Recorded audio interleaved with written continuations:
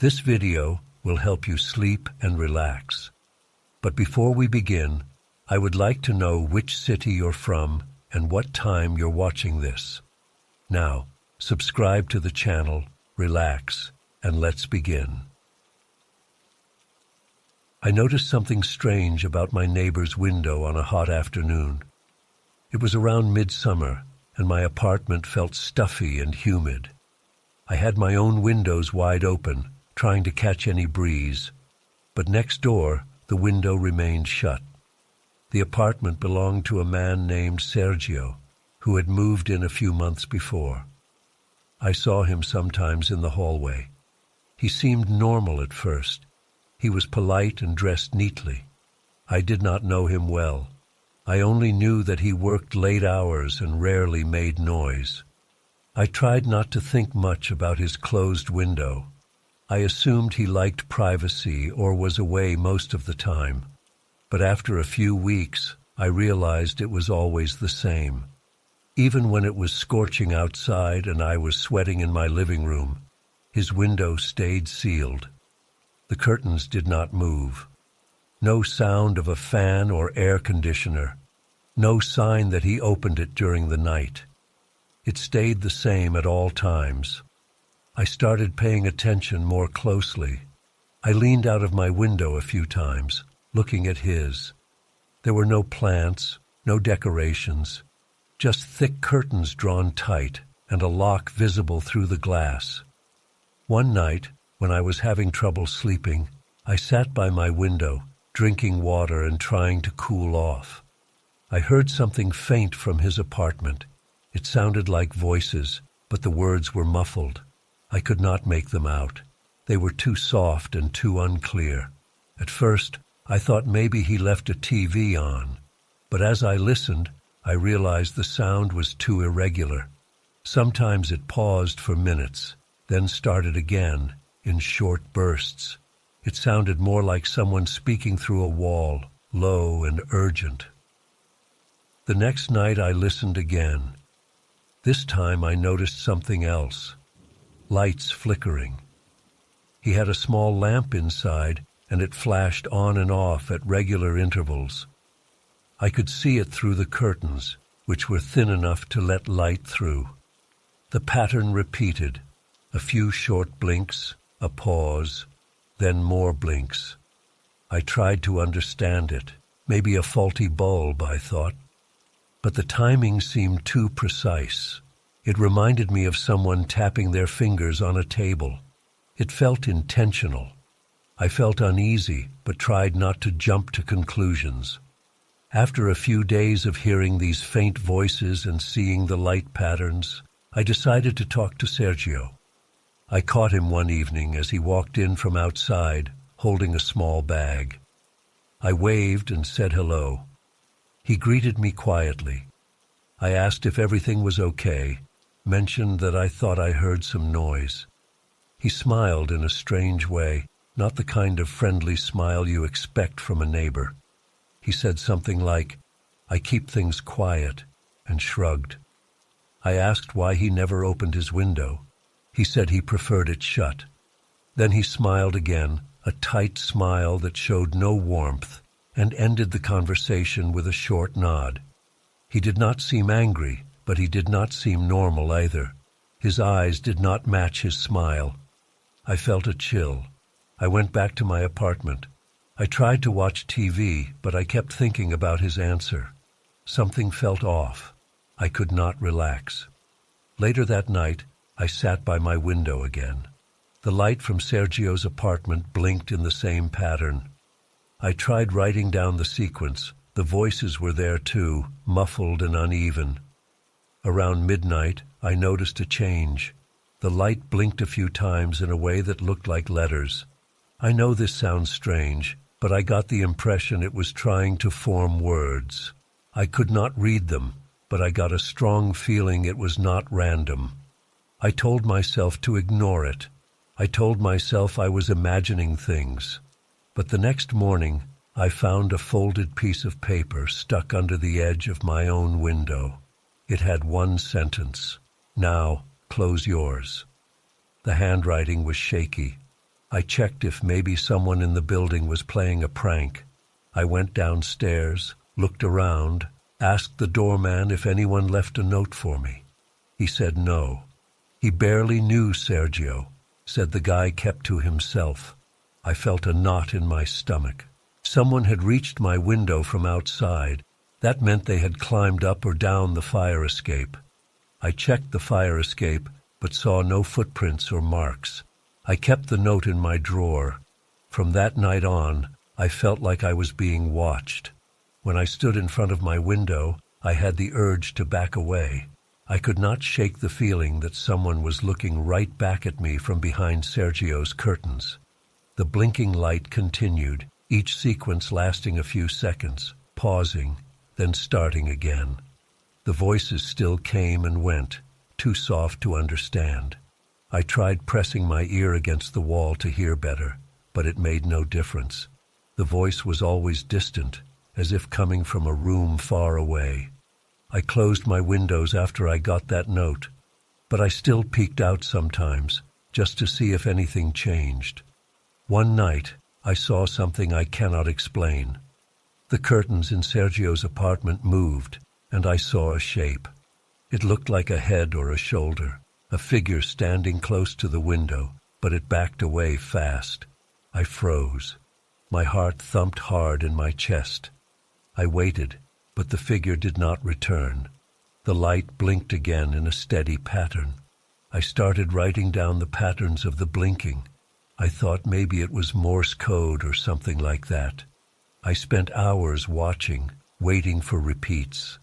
I noticed that after a while, the pauses got shorter. The blinking became more frequent. Once, it looked like it formed the word you. Another time, I thought I saw now. I could have been imagining it, but I do not think so. The sequences repeated a few times over several nights. You. Now. Close. Look. I was not sure, but it felt like a warning or a command. I also noticed that the muffled voices got louder on certain nights.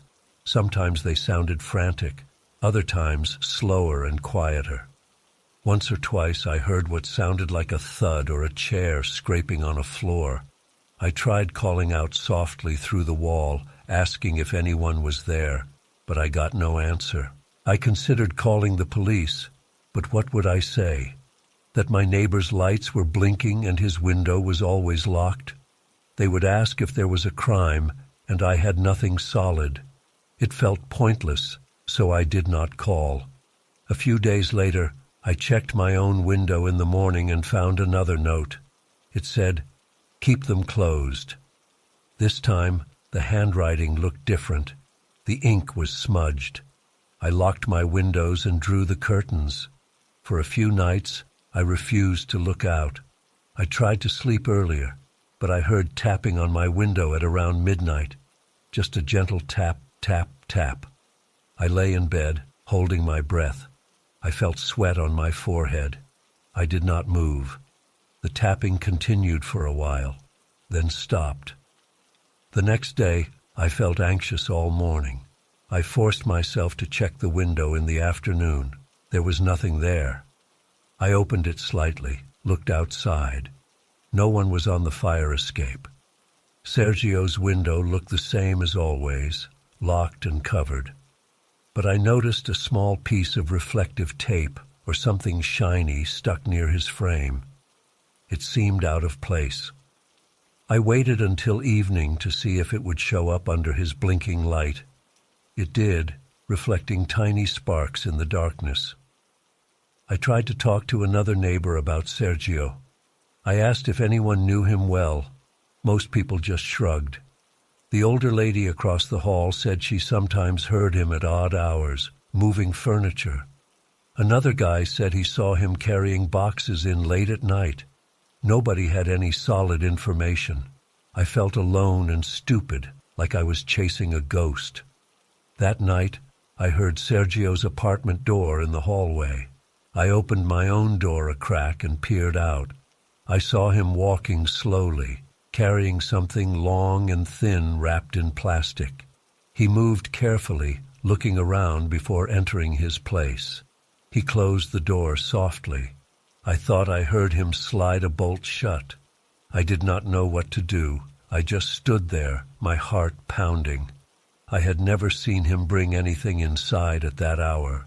My hands felt clammy. I returned to my sofa and waited, listening for any noise. The walls were quiet. Around midnight, I heard the muffled voices again. I could not make out words, just a low, steady murmur. I approached my window and peeked through a tiny gap in my curtains. The light blinked, faster this time, as if impatient. I watched it for a few minutes. It seemed to form the word, wait, then close, then a pause, then another set of blinks. I wrote them down. You, see, me. I was shaking. I did not know what it meant. I tried to remain calm. I looked harder. I saw a shadow move behind the curtain. It was not just one person. It looked like two shapes, one taller than the other. I stepped back and tried to breathe slowly. My legs felt weak. I sat on the floor, leaning against my bed, thinking of what to do. The note said I should keep my windows closed. The lights were trying to communicate something, or maybe they were mocking me. I decided to ignore it for now. I turned off my lamp and lay in the dark, waiting for morning. The next morning, I found a small scratch on my window frame. It looked fresh, like someone scraped it with a knife or a key. I swallowed hard. Someone was messing with me. I checked my door's lock. It seemed fine.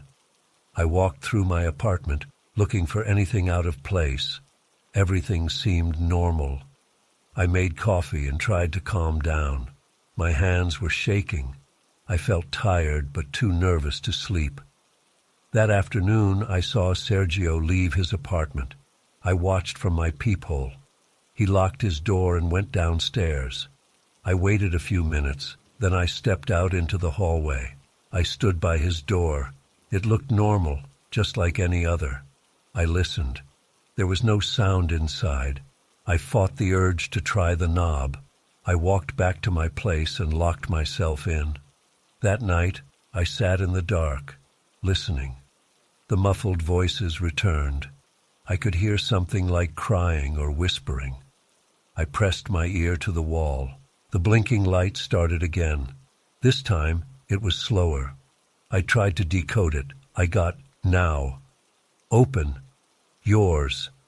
I felt sweat forming on my back. My eyes burned. I was tired of this. I slid my curtains open a little and looked at the window next door. It was dark, but the light inside flashed again, a steady rhythm. I could see faint shapes shifting inside. I thought I saw a hand press against the curtain. Then it was gone. I closed my curtains and locked my window. I turned on the TV for background noise. I wanted to drown out the voices. The TV did not help much. I could still hear faint sounds from next door when I turned the volume down. I paced my living room. My mouth felt dry. I drank water. I considered calling the police again. What would I say?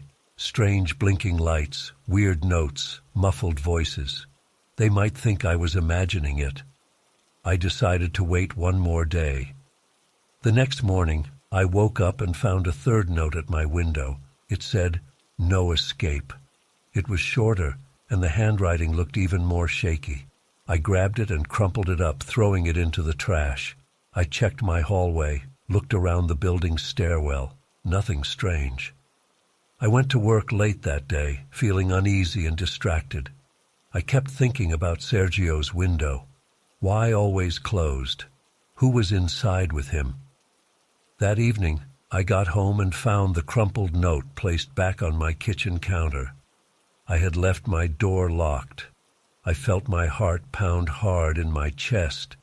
Someone had entered my apartment. I checked every room. Nobody was there. I held a small knife in my hand while I searched. All my drawers and cabinets looked untouched. Only the note had been moved. I locked myself in my bedroom and waited. I kept all lights on. Around midnight, I heard my own window rattling softly. I stood against the wall, holding my breath, knife in hand. The rattling stopped. I heard a faint scraping sound. I waited a few minutes, then slowly approached the window. I lifted the curtain a bit and saw a single flash of light from the next apartment. It blinked once, paused, then blinked 3 times. I did not know what it meant. I stepped back and sat on my bed, staring at the door. I did not sleep that night. In the early morning, I decided to pack a bag and leave for a few days. I could stay with a friend. I wanted to get out of the building. I grabbed clothes, my phone charger, and some cash. I headed for the door, but when I tried to open it, I found the lock stuck. I twisted the knob hard. It would not turn. I kicked the door. It remained shut. Someone had jammed it from the outside, maybe with glue or something else. I checked my windows, but I was on a high floor. Climbing out was not safe. I called the building manager, but he did not answer. I called a locksmith, but it was too early, and he said he would take hours to arrive. I sat down near my door, frustrated and scared. I listened. Through the wall, I heard Sergio's apartment door open. Slow footsteps in the hallway. Then silence. I yelled for help. Nobody answered. I looked out my window and saw a shape move behind his curtains. The light blinked again, steady and slow. The muffled voices returned. I pressed my ear to the wall and heard a soft, low whisper. I could not tell if it was a man or a woman. The words were too unclear. My heart raced. I could feel sweat dripping down my neck. The hours passed. I stayed near the door, waiting for someone to come. I checked my phone, but the signal was weak. Finally, I heard a knock. A voice outside said they were the locksmith. He worked on the door for a while, then popped it open. I rushed out into the hall. I looked at Sergio's door. It was closed. I ran downstairs, left the building, and did not return that night. I never got a clear explanation. After that, I moved out 2 weeks later. I did not see Sergio again. I do not know what happened behind that locked window. I do not know who placed those notes or what the blinking lights meant. I only know I could not stand that place anymore. I kept remembering the voices and the way the lights seemed to form words. I left, and I never went back.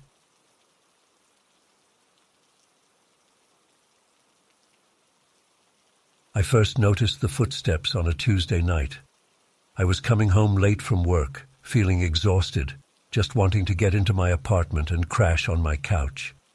I walked into the lobby of my building, pressed the button for the elevator, and waited. The place was quiet. The building was old and not well maintained, but I never had any real problems with it. The elevator arrived, I stepped in, pressed my floor, and listened to the familiar hum of the machinery as it lifted me up. Then I heard those footsteps. They were coming from the stairwell next to the elevator shaft. I could hear each step as if someone was climbing slowly.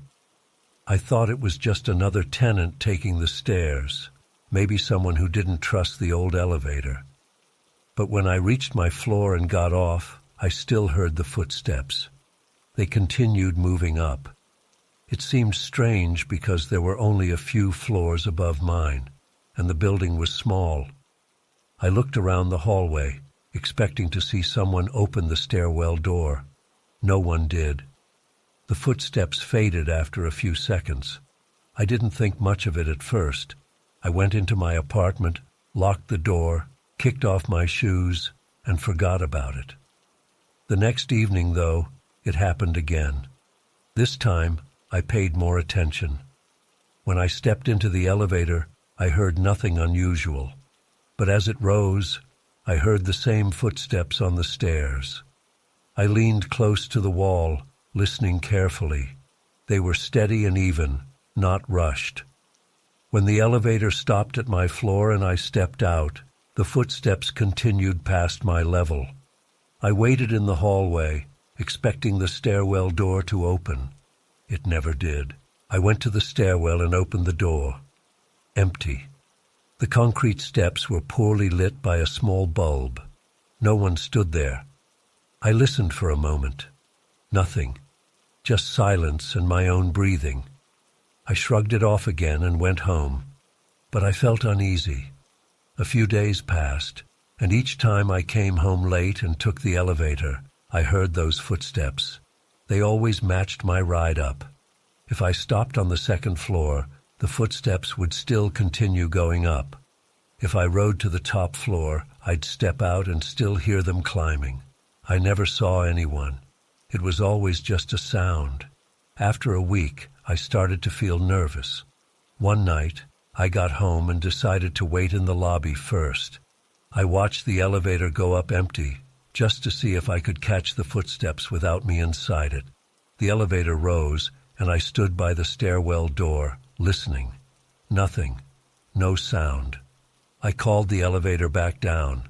I got in and pressed my floor. As soon as it started moving, I heard the footsteps again. It made no sense. It felt like they only happened when I was inside the elevator. I tried to ignore it. I tried to think maybe it was just the building's old pipes or some mechanical noise. But it sounded too much like shoes on stairs. Too human. Too real. A few nights later, I decided to face it directly. I got home later than usual, around midnight. The lobby was empty. It was silent except for the faint buzz of a fluorescent light. I took the elevator to my floor, and as soon as I heard the footsteps, I pressed the emergency stop button. The elevator jerked and halted between floors. I stood there, in the silent car, sweating. The footsteps continued in the stairwell. They kept climbing. I waited, heart pounding, listening to them pass my floor and go higher. After a long minute, they stopped. I released the emergency stop and let the elevator complete its journey. I opened the stairwell door again, empty, as always. But this time, I noticed something odd. The air in the stairwell felt colder than usual. I ran my hand along the railing. It felt slightly damp. I smelled something like old dust, mixed with a faint odor of something metallic. I couldn't explain it, but it made me uncomfortable. I hurried back to my apartment and locked the door. The next day I told a friend about it. He laughed and said maybe the building was haunted or something dumb like that. I didn't believe in that stuff. I just wanted an explanation. Maybe someone in the building was messing with me. Maybe there was a neighbor who enjoyed scaring people. I decided to try another test. That night, I got home and instead of going straight up, I took the stairs myself. I climbed slowly, listening. I reached my floor, opened the door, and nothing strange happened. No footsteps above me. I then went back down and took the elevator. The second the elevator rose, the footsteps started again. I realized it only happened when I was inside the elevator car. I got out on my floor, and as usual, I heard the footsteps continue. I rushed into the stairwell door to catch whoever it was. I only found emptiness. Things got worse after that. One evening, I stepped into the elevator and hit my floor number. The lights flickered inside the car. I glanced up at the ceiling panel. The bulb dimmed and then went back to normal. The elevator kept rising. The footsteps were there again, heavier this time, almost echoing. When I reached my floor, I stepped out, and the footsteps kept going up. I leaned my head into the stairwell, shining my phone's flashlight. Nothing. I tried to record the sound with my phone. I wanted proof. I entered the elevator and started recording as soon as I heard the footsteps. But when I played it back in my apartment, all I got was static. No footsteps, just a low, crackling noise. I tried several times on different nights. Always the same result, static. A few days later, I started hearing something else. Sometimes While I was inside the elevator, I heard a faint breathing sound, just a soft inhale and exhale, as if someone stood right behind me. I would whip around, expecting to see someone. There was never anyone there. The elevator was small, with no place to hide. I checked the corners, the ceiling, the panel. Nothing. I began to dread coming home. I tried using the stairs instead, but I lived high enough that it was tiring. Plus, nothing happened if I just took the stairs. The strangeness only occurred when I used the elevator. It felt like something wanted me to be there, inside that metal box, at that specific time every night. One night, I stayed late at the office, not wanting to face whatever was in that elevator.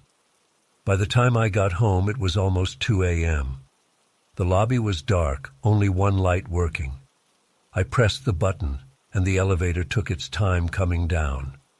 When it arrived, I noticed a faint smell inside. It smelled like old newspapers or damp clothes. I pressed my floor button, and as soon as it moved, I heard the footsteps. This time, they sounded heavier, like boots. I decided to confront whatever it was. I hit the emergency stop button again. The elevator jerked to a halt.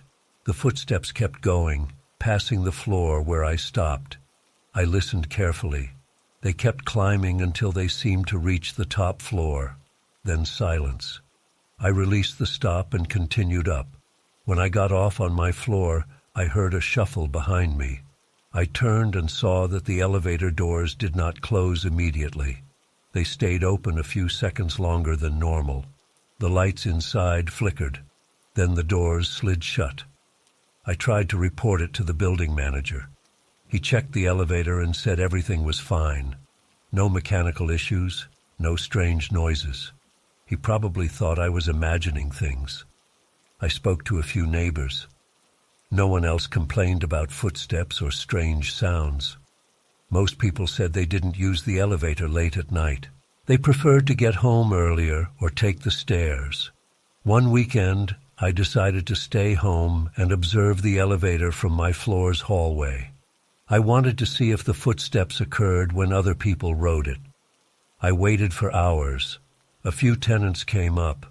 I listened carefully at the stairwell each time. No footsteps. Only when I took the elevator alone, late at night, did it happen. The next night, I made a plan. I would arrive late, take the elevator, and as soon as I heard the footsteps, I would stop at the nearest floor and run into the stairwell, hoping to catch something. I put on my sneakers for a quick chase. I got home around midnight, entered the elevator, and pressed a lower floor than mine. The elevator rose. The footsteps started. I hit the stop button at that floor and rushed out the second the doors opened. I flung open the stairwell door and ran up the steps, using my phone's flashlight. My heart pounded. I heard a faint echo of steps above me. I climbed 2 floors, out of breath, shining my light into corners and landings. I saw no one. The footsteps were gone. I stood there, panting, feeling sweat on my forehead. Then I noticed something odd. The elevator above me was moving again. I leaned over the railing and looked down through the center of the stairwell. The elevator car passed by, going down, empty. I had not called it. No one else was in it. It moved on its own, humming quietly. I felt a chill. I returned to my floor and found the elevator back at the lobby. I took the stairs down to check. The doors were open, the car empty, lights on. I pressed my floor number and watched it rise without me inside. No footsteps, no sounds, just a normal elevator. The next day, I asked the manager if the elevator could move by itself. He said no, it needed someone to push a button. I asked if there were any electrical problems.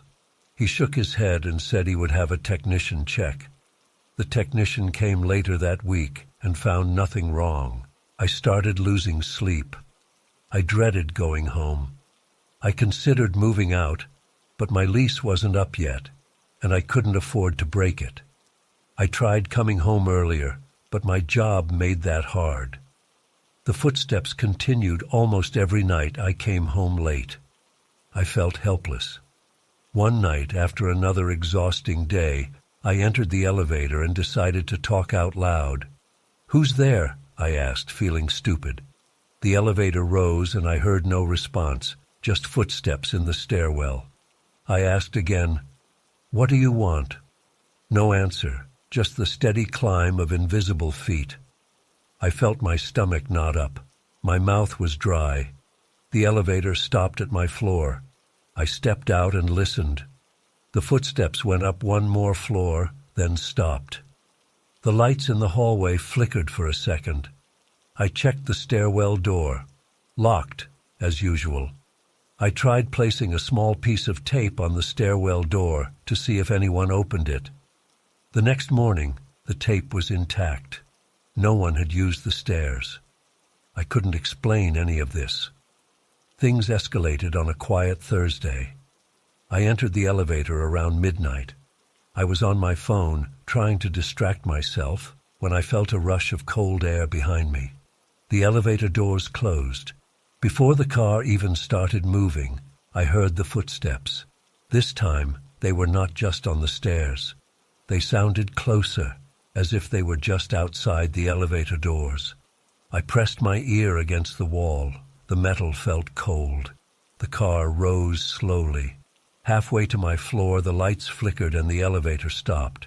Not the emergency stop, but a sudden halt. The panel lights dimmed. I held my breath. The air felt stale. I pounded the door and pressed the alarm button. The alarm rang through the shaft. I heard something move outside. Not footsteps, but a faint rustle. Then the elevator started moving again, slowly. It reached my floor and the doors opened halfway, then got stuck. I had to push them apart with my hands and squeeze through. My heart was racing. My arms felt weak. I rushed into the hallway. I heard a soft scraping sound behind me. The elevator doors closed on their own and it descended, even though I had not pressed any button. I ran to my apartment and locked the door, breathing hard. I did not leave my apartment until morning. After that night, I tried a new tactic. I waited until someone else came into the building, and I rode the elevator with them. When I was not alone, there were no footsteps. Everything was normal. The problem only happened when I was alone, late at night. Over time, I changed my schedule. I left work earlier, or I took a taxi that dropped me off at a nearby corner and waited for someone else to enter the building with me. On nights when I had no choice, I took the stairs all the way, sweating and panting, just to avoid that elevator. It was exhausting, but I preferred that over hearing those footsteps again. I never solved the mystery. After a few months, I moved to a new place. I never told the new tenant what happened. I never told the landlord I suspected something strange in that building. I just wanted to forget it. But sometimes, late at night, I remember those footsteps. The steady climb that followed me wherever I went in that elevator. The locked doors, the flickering lights, the static on my recordings. I remember standing in that silent stairwell, looking around and seeing no one, but feeling like someone was there. I have no explanation. I only know that it happened, and I will never forget it.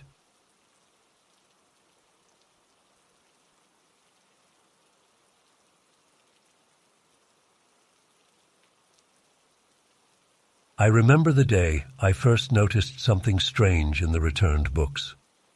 I was at the library counter, checking in a stack of paperbacks that had come back from loan. I picked up one of the books, flipped through the pages, and saw several torn edges. A few pages were missing corners. I frowned. Damaged books were common, but this looked deliberate. I also noticed words underlined in pencil. Not entire sentences, just single words or short phrases. It felt odd. I set that book aside and picked up another one. Same thing. torn pages, underlined words. A third book had pages carefully folded, as if someone had tried to mark certain spots. The underlined words didn't form a clear sentence. They were scattered and incomplete. I felt annoyed and a bit uneasy.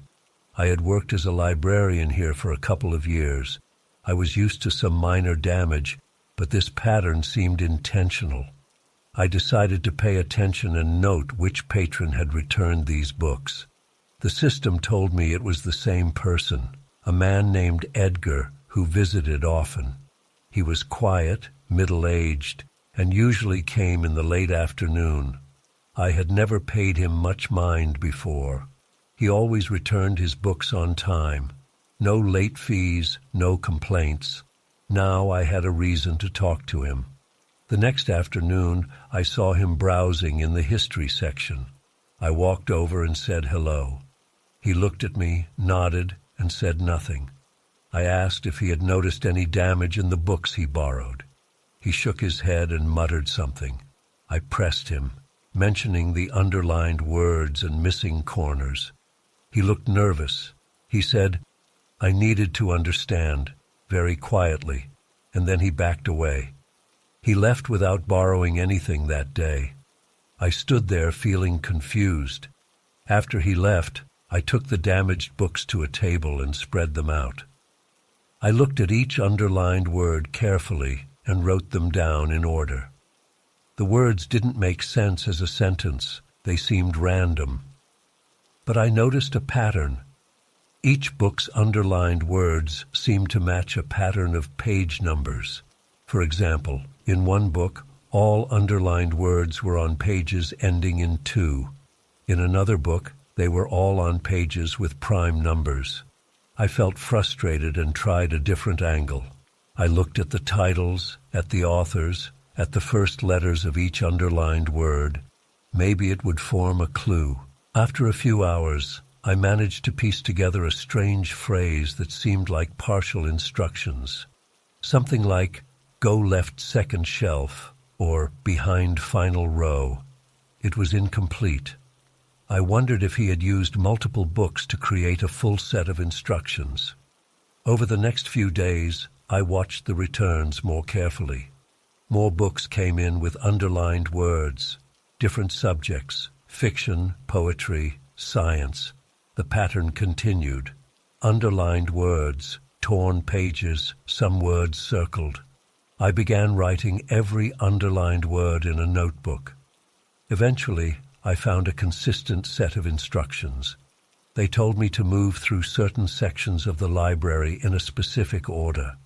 The instructions were not complete, but I recognized some references. One afternoon, I followed part of the instructions. They said to start near the reference desk, go to the second shelf in the far corner, and look behind a row of encyclopedias. I did that, and a book fell from the shelf above. It startled me. The book's spine was loose. Inside, someone had underlined one sentence. "Now, you must choose." That was it. No other clues. I felt a chill on the back of my neck. I looked around. The library was not crowded, just a few regulars. But somehow, it felt different. I noticed a few people sitting at tables watching me. They didn't smile. They didn't talk. They just stared. I tried not to panic. I pretended to reshelve the fallen book and moved away slowly. In the days that followed, more returned books carried weird messages. I tried to ignore them at first, but curiosity won. I spent hours after my shift going through the stacks, following vague hints. The messages guided me to different parts of the library. The old newspaper archives in the basement, the storage room where we kept outdated materials, and even the staff lounge. Each location revealed small signs: a piece of paper tucked in a dictionary, a scrap of cloth hidden behind a magazine rack, a single underlined word on a random page. I never caught Edgar doing this again. He came in a few times, grabbed a book, and left quickly. I tried to confront him, but he avoided me. He never looked me in the eye. Each time I watched him, I got the feeling he was on edge, like he knew I was trying to piece things together. The more I searched, the more I noticed that some people in the library were not familiar faces.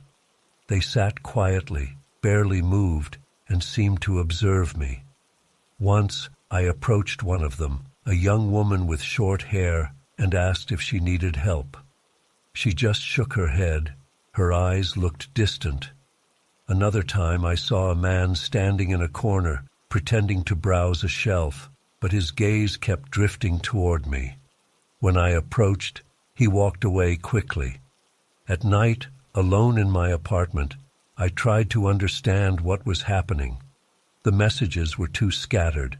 They seemed to say something like, "Find the final word at the last shelf," or "Follow the missing pages to the locked door." It was never direct. I felt tense whenever I thought about it. My stomach felt tight, and I struggled to sleep.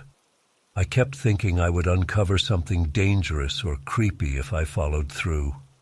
One morning, I arrived early. I wanted to check the library while it was empty. I walked through the aisles, listening to my own footsteps. The place smelled of old paper and dust. I stopped at the section where I had found the "Now you must choose" message.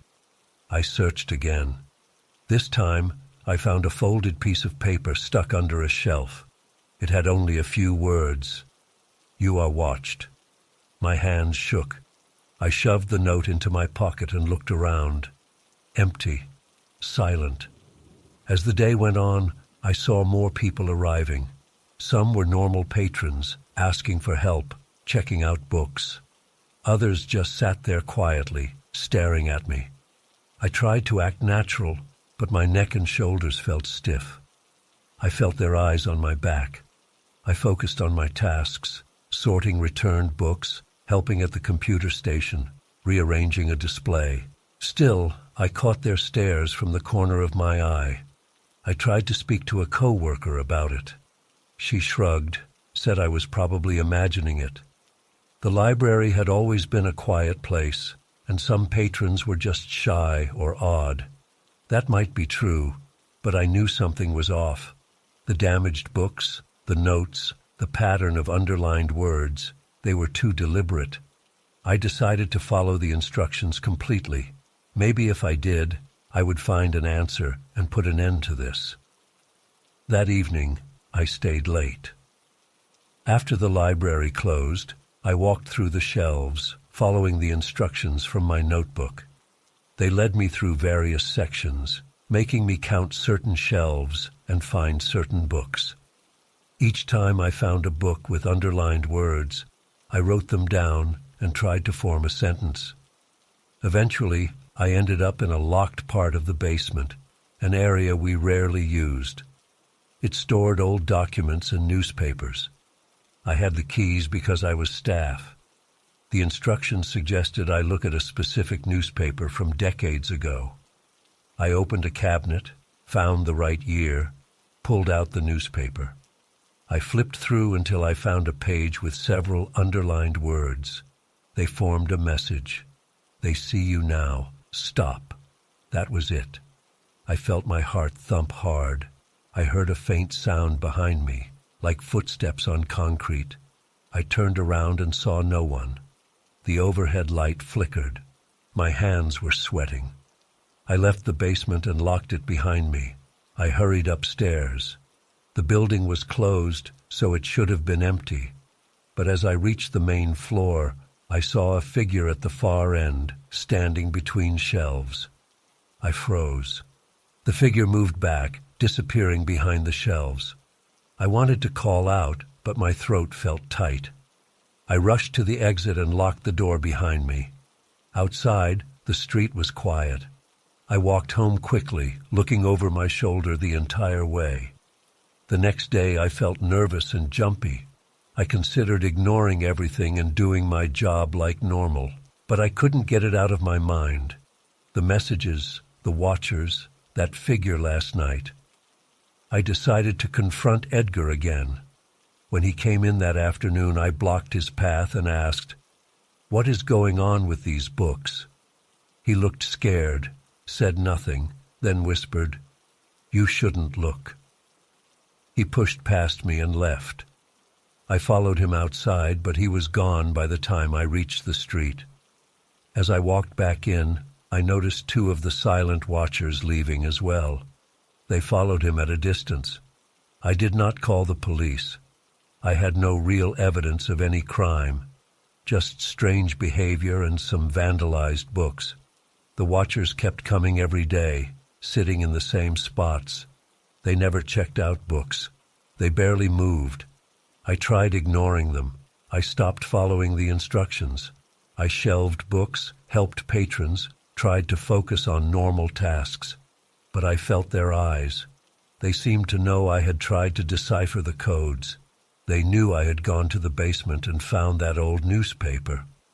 One evening, as I prepared to close the library, I found another note on my desk. It said, "Enough." My stomach sank. It was a small piece of paper with smudged ink. I looked around. No one was there. I locked the doors and left quickly. At home, I paced my living room thinking, what did they want from me? Who were they? I had no answers.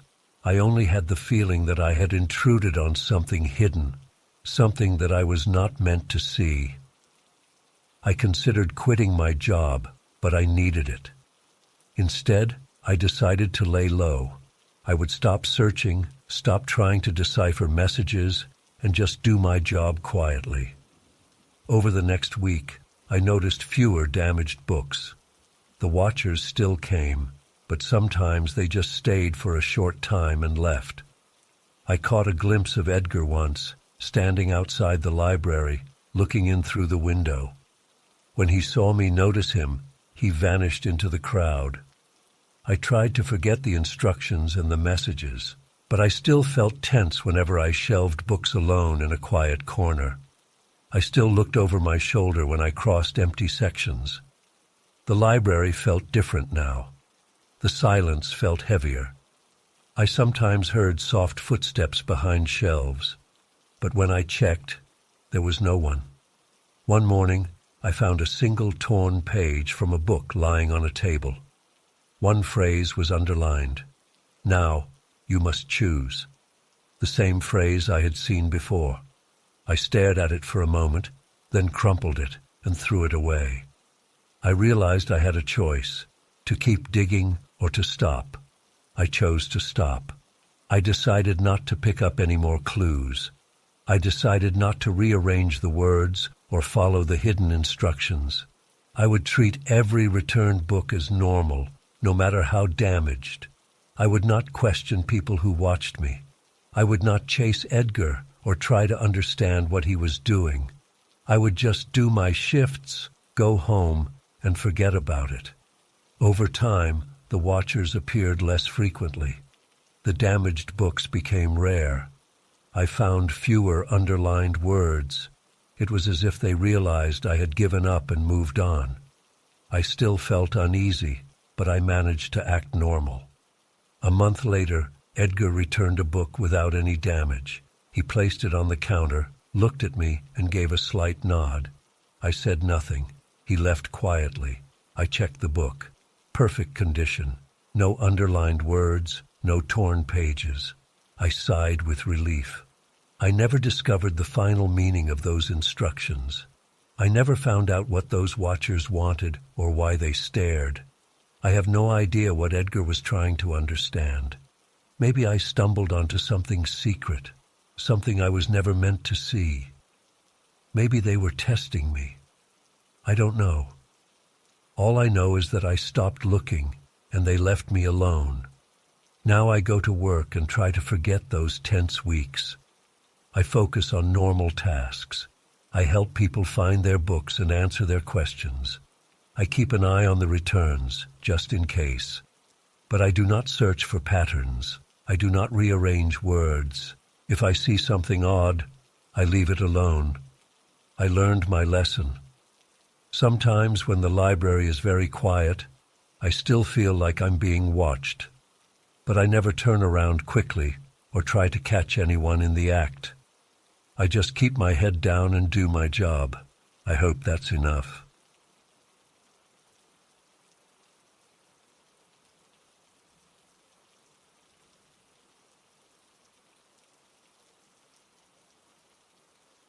I first heard the noises on a Friday night. I was lying on my couch, half watching TV and half dozing off. At first, I thought it was just old pipes or someone moving furniture in another unit. But the sound came from directly above my ceiling, short, heavy steps, as if someone was pacing back and forth.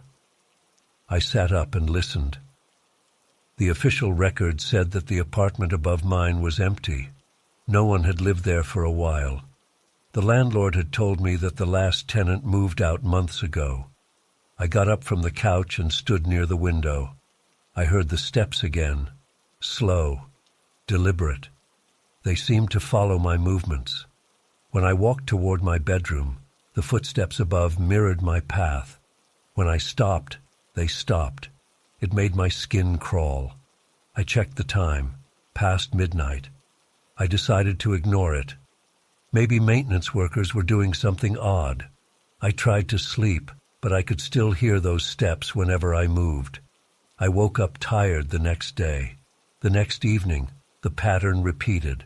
Now I was sure no one was supposed to be there. The property manager insisted the apartment was vacant. The footsteps happened mostly at night, always matching my position. If I went to the kitchen, they followed above. If I stayed still in the living room, I heard a gentle tapping sound from the ceiling, like a soft knock. After a few nights, I was fed up. I climbed the stairs to the apartment above. I hesitated at the door, noticing it was plain and unmarked. The hallway lights flickered slightly. I knocked.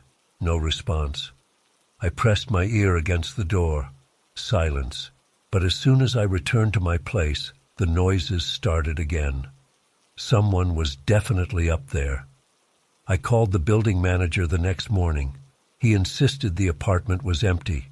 He even said the door was locked and no one had the keys except him. He promised to check. Later that day, he told me he went up, opened the door, and found nothing. Just bare floors and empty rooms. He said maybe it was the pipes or some settling in the building. I nodded, but I didn't believe it. The sounds were too precise, too human. The following night, I heard louder thumps. They seemed directed right above my bedroom. When I moved to the living room, the steps followed. It felt like someone was tracking me. I tried turning on all the lights. The noises did not stop. I decided to write everything down with exact times. Maybe I could show it to the manager. I noted down 11:15 p.m., steps in bedroom ceiling. 11:20 p.m., followed me to kitchen. I felt ridiculous, but I needed some record. A few days later, I woke up to find a piece of paper slid under my door. It had only 2 words. I'm home. The handwriting was shaky. My stomach twisted. That meant someone had come to my door in the night. I checked my door's lock. It seemed fine. Who did this? I thought about calling the police, but what would I say? Strange noises, a creepy note, but no tangible threat yet. I tried to ignore it. That night, as I lay in bed, I heard soft tapping above my head, then a scraping sound, like furniture being dragged. I covered my ears and tried to sleep. In the morning, I found another note under my door. I'm above you. My hands shook. I left the building for a few hours, went to a coffee shop just to calm down. I felt watched and anxious. My stomach was in knots. I confronted the building manager again. He swore no one lived upstairs. He offered to show me the apartment. Together we went up. He unlocked the door. We walked through the empty rooms. It was dusty and silent. No furniture, no footprints, nothing. I looked at the ceiling and walls. Everything looked normal. He gave me a wary look, as if I was making it up. I said nothing. We locked it and went back down. He told me to relax, maybe take some time off. I nodded and walked away. That evening I tried to stay calm. I turned on the TV, sat on the couch, and tried to watch something light-hearted. At around midnight, I heard a creaking sound from above. This time, I rushed out and climbed the stairs, determined to catch whoever it was. I listened at the door. No sounds. I considered barging in, but I had no key. I went back downstairs quietly. As soon as I stepped into my apartment, I heard a faint whisper above. I couldn't make out words, just a low murmur. I felt sweat on my forehead. My heart pounded. I moved slowly to the corner of my living room and stood still. The floor above creaked in response. I paced to the bedroom. The sound followed. I stopped by my window and strained to listen. I heard a gentle tapping again. I looked outside, saw nothing unusual, just quiet streets. I tried to sleep with headphones on. It was hard, but eventually I drifted off. In the morning, I found another piece of paper. Open your door. It was slipped under during the night. I decided this had gone too far. I called the manager again. He was tired of my complaints. He said he would call the police if I insisted someone was there. I told him about the notes. He shrugged.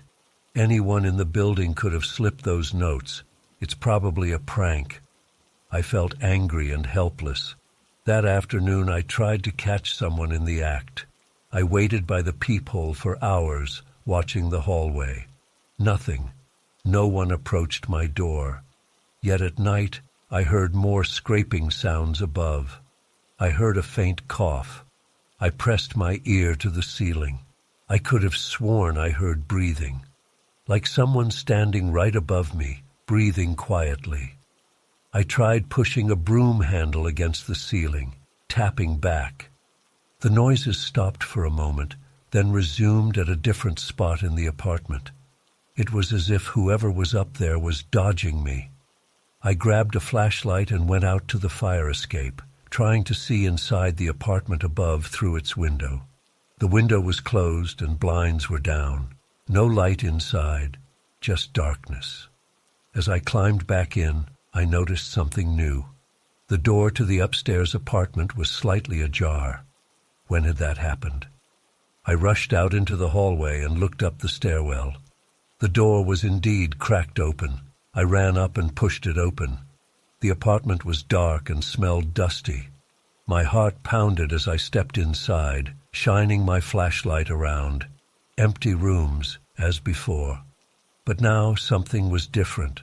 There were faint footprints in the dust on the floor, as if someone had walked there recently. I followed the footprints to a corner of the living room. They ended near a wall. I touched the wall, looked for a hidden door or panel, but found nothing. Suddenly, I heard a creak behind me. I spun around, flashlight beam shaking. Nothing there. The silence was intense. I realized I had left my apartment door unlocked, so I rushed out and locked it behind me. When I went back downstairs, I noticed the light in my apartment flicker. I locked the door and listened. No sound. I checked everywhere. All clear. But now I knew. Someone was in that apartment. Maybe they had a key to the building. Maybe they lived there secretly. The next day, I demanded the manager change my locks. He agreed, rolling his eyes. He said I was being paranoid, but he changed them anyway. I also bought a small alarm for my door. That night, I heard the footsteps again. I heard them move from above the bedroom to above the living room. I tried ignoring it. Around midnight, I heard a gentle knock on my ceiling. Just a single knock. I stood under it, heart racing. It knocked again. I yelled, "Who's there?" No reply, just more knocking. I barely slept. In the morning, I found another note under my door. "Look up." I stared at the ceiling in my hallway. Nothing unusual. I tapped it with a broom. Solid. No hatch or attic. I paced around, trying to think. Maybe they entered through some hidden access. I went to the building's roof and checked if there was an entry point. The roof was locked and looked unused. No signs of break-in. As days passed, the situation got worse. The footsteps became louder at night, often right above my bed. I started sleeping in the living room. They followed me there. I tried sleeping in the kitchen, leaning against a chair. Still, footsteps above, always in sync with my movements. I felt my nerves fray. I was jumpy and irritable. I kept checking my door and windows. Everything was locked. The notes stopped appearing, but the noises continued. One evening, I decided I had enough.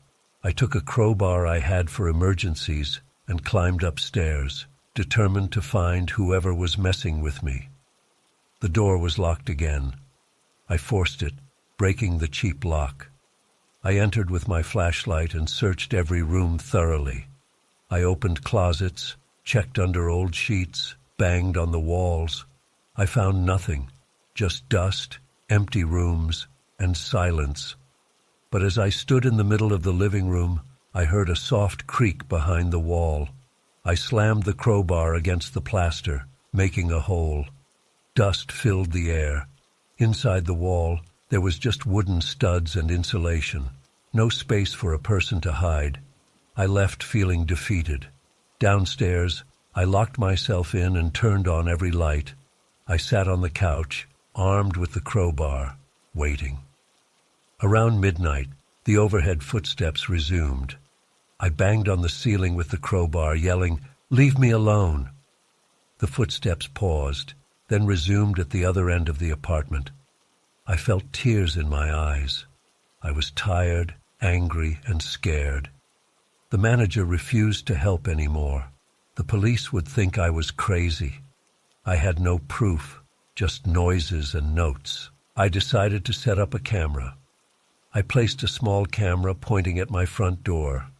Another camera I pointed at the ceiling, hoping to catch shadows or something.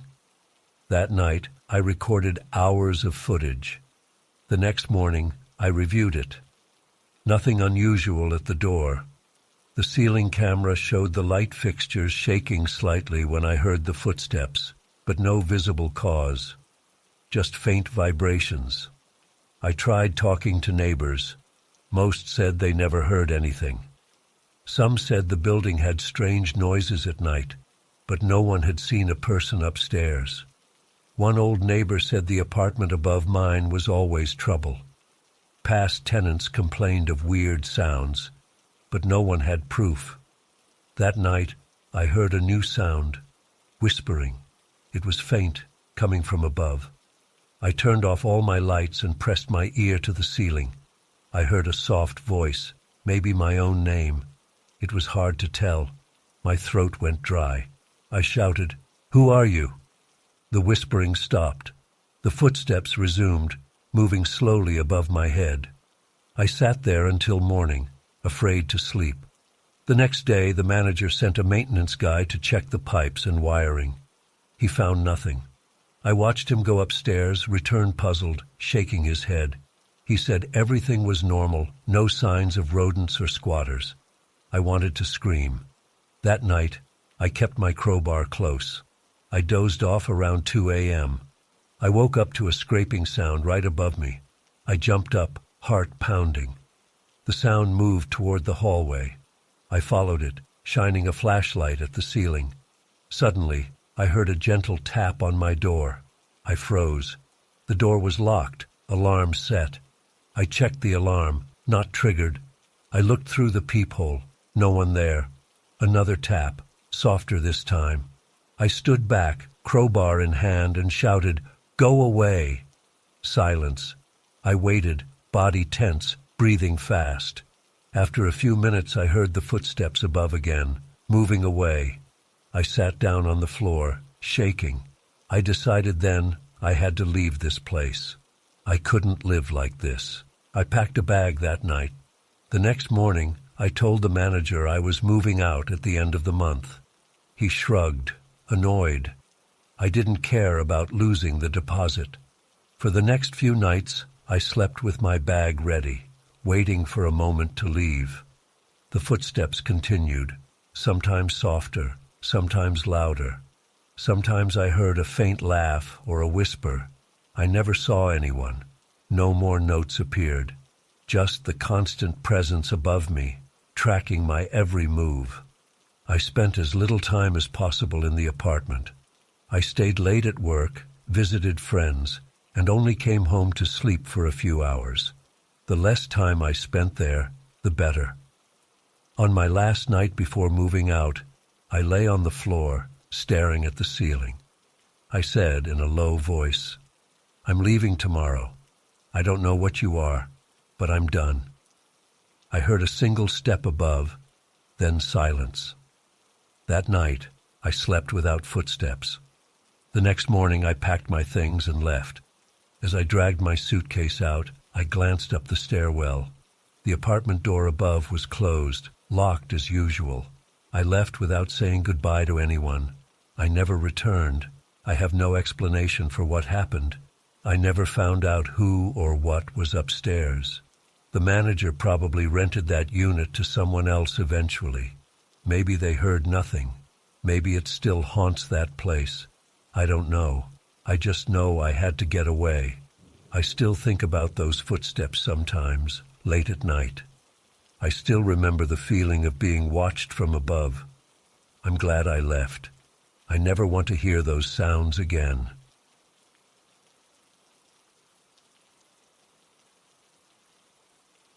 I first noticed it on a Wednesday night. The doorbell rang at exactly 2 a.m. I was asleep in my bedroom trying to get some rest before an early meeting. The sudden sound woke me up. My heart pounded hard. I got out of bed, walked to the door, and looked through the peephole. No one was outside. I turned on the porch light. Empty. The street was quiet. I opened the door a crack and peeked out. Nothing. Just silence and darkness. I shrugged it off as a prank. Maybe some kids messing around late at night.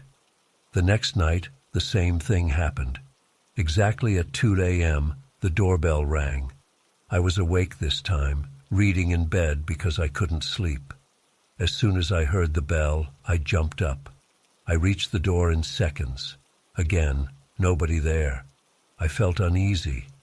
There were no footsteps on the sidewalk, no running kids. The front yard was still. I closed the door and double-checked the lock. The third night, I set an alarm for 1:50 a.m. I wanted to be ready. I sat in the dark of my living room, staring at the door, phone in hand. Right at 2 a.m., the bell rang again. I flung the door open instantly. Nothing, not a person, not a car passing by. Just an empty street under a weak streetlight. My throat felt dry. I realized this was not a simple prank. I decided to install a camera above the front door. I had a small security camera from a previous apartment. I mounted it quietly the next afternoon and tested it. Everything worked fine. That night, I waited again. I sat in my living room with the lights off, holding my phone. At exactly 2 a.m., the bell rang. I waited a moment before opening the door. Again, no one there. I checked the camera feed on my phone. It showed the porch clearly. I rewound the footage to the moment the bell rang. I saw a blur, a dark shape on the edge of the frame. It was like a moving shadow, and then it vanished. I couldn't see a face or details, just a shape. The bell rang right when the figure appeared. The next morning, I found a small package on my porch. It was a plain box with my name on it. No return address. Inside was a USB drive. I plugged it into my laptop and found copies of my camera recordings from the night before. Along with them was a note. "You're looking in the wrong place." The handwriting was rough and uneven. My stomach dropped. Someone had been on my porch and knew I was recording. They somehow took my footage and gave it back to me. It meant they had access to my property without me noticing. I checked the door's lock. It was intact. I felt invaded and angry, but mostly I felt afraid. That night I tried sleeping with all the lights on. I turned on every lamp, every overhead light. My bedroom was bright as day. I locked all windows and doors. I pushed a chair against the doorknob. At 2 a.m., I woke up to darkness. Every light was off. The room felt cold. I reached for my phone. It showed 2 a.m. I jumped out of bed, ran to the switch. It flipped, and the lights came back on.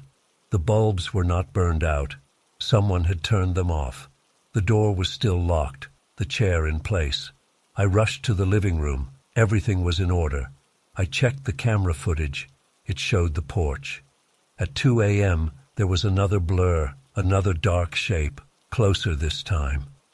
I could see it move toward the door, then vanish. I decided to call the police. I told them about the doorbell ringing at 2 a.m. and the suspicious package. They came in the afternoon, looked around, found no signs of forced entry. The officer suggested I might be targeted by some prankster with a universal remote doorbell device.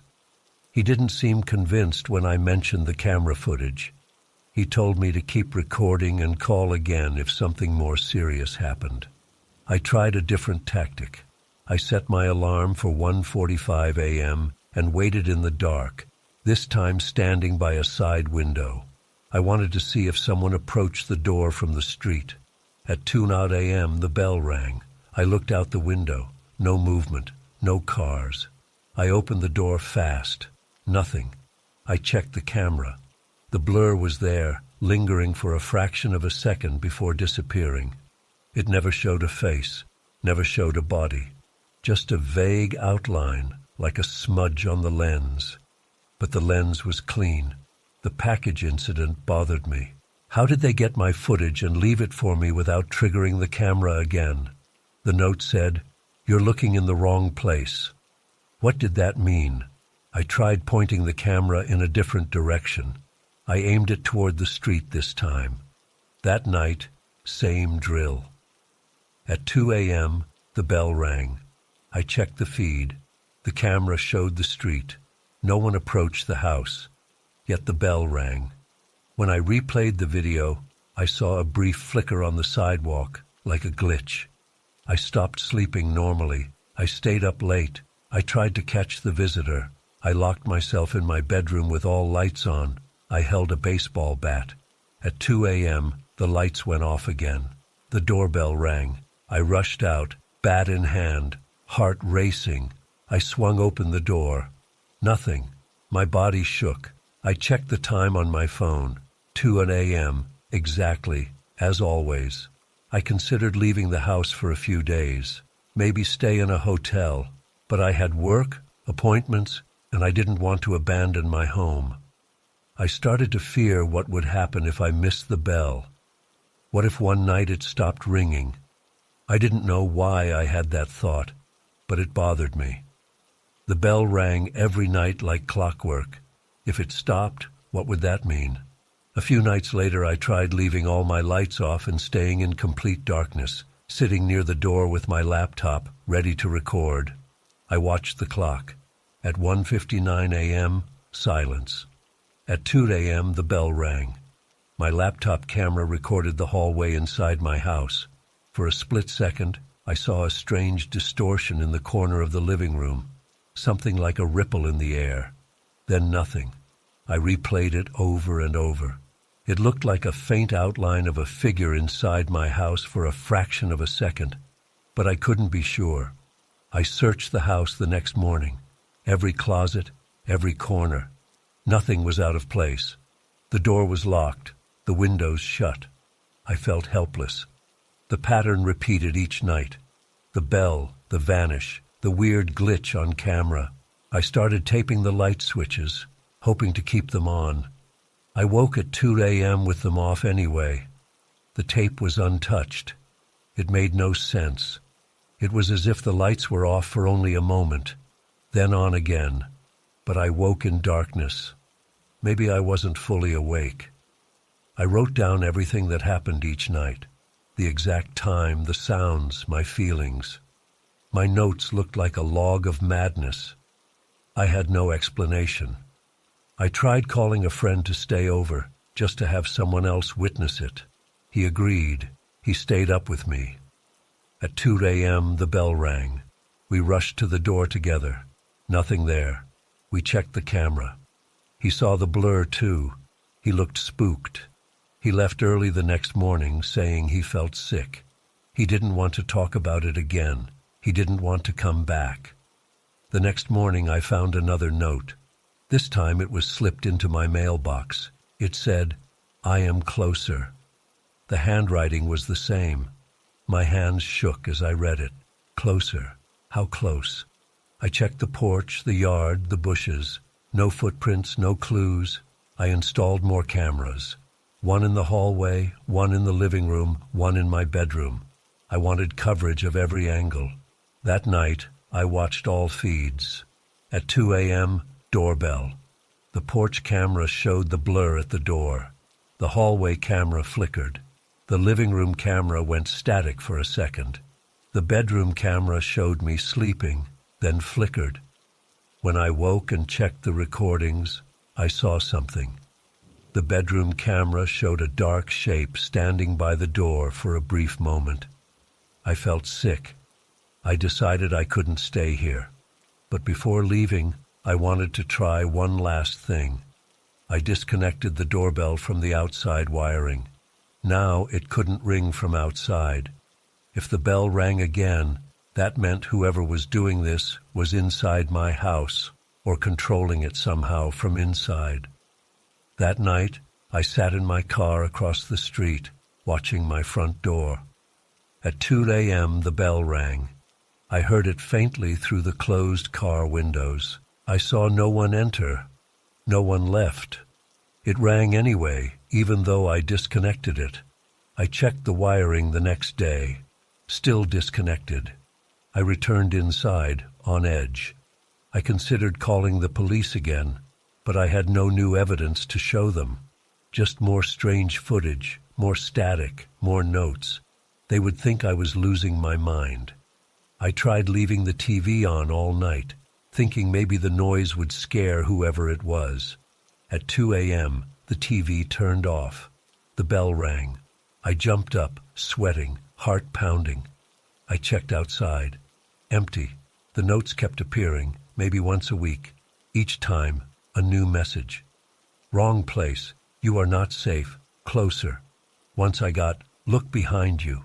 I checked behind me immediately. Nothing. These notes were left during the day or night, I couldn't tell. The mailbox under the doormat slipped in through a window crack. I sealed my windows with tape. Still got notes. I noticed something else. Every morning after the bell rang, my clock by the bed still showed 2 a.m. It was stuck at that time, even though my phone showed the correct time. When I touched the clock, it would start working again, ticking forward. It was as if time froze at that moment. My body felt tired all the time now. I ate less, slept poorly. I had dark circles under my eyes. I considered quitting my job and moving far away. One night I gathered my courage. I stood by the door at 1:59 a.m. I gripped a flashlight and a hammer. When the bell rang at 2 a.m., I threw the door open and stepped outside, shining my flashlight in every direction. Empty yard, empty street. I stepped off the porch, looking at the roof, the bushes. Nothing. I felt a presence, but saw no one. The air felt heavy. I backed into the house and locked the door. I realized it never tried to enter. The visitor only rang the bell, left notes, messed with my recordings, turned off lights. It never forced the door. Maybe it was waiting for something. I remembered my earlier thought. What if the bell stops ringing one night? What happens then? I dreaded that moment. The nightly bell was terrifying, but at least it was predictable. If it stopped, would that mean it was inside? The nights continued. Every night at 2 a.m., the bell. Every morning, me exhausted. I tried sleeping during the day, staying awake at night. It didn't help. I still woke up at 2 a.m., even if I tried sleeping later. My schedule revolved around that moment. I started losing track of days. I avoided friends and family, embarrassed by my situation. I tried to hide it, but I was unraveling. Then one night, it happened. I waited in bed, staring at the clock. 1:59 a.m. passed. I braced myself. 2 a.m. came. No bell. Silence. I felt my heart race. I waited 1 minute, 2 minutes, 3 minutes. No sound. The house was quiet. I got up, turned on all the lights. They stayed on. I checked the porch camera. No blur, no shape. I felt a wave of relief. Maybe it was over. I walked around, laughing nervously. I checked the living room, the kitchen, the bathroom, everything normal. I glanced at the bedroom clock. It still showed 2 a.m. I tapped it. It started moving again. Good. I sat down on the couch and tried to calm down. The nightmare seemed to have ended. Then I heard a noise in the bedroom, a soft shuffle. I grabbed my baseball bat and approached slowly. The bedroom door was half open. I had left it fully open before. My throat went dry. I stepped inside and saw the closet door ajar. I never leave it ajar. I approached it, bat raised. I pushed it open. Darkness inside. I shined a flashlight. Nothing, just my clothes. I heard a creak behind me and spun around.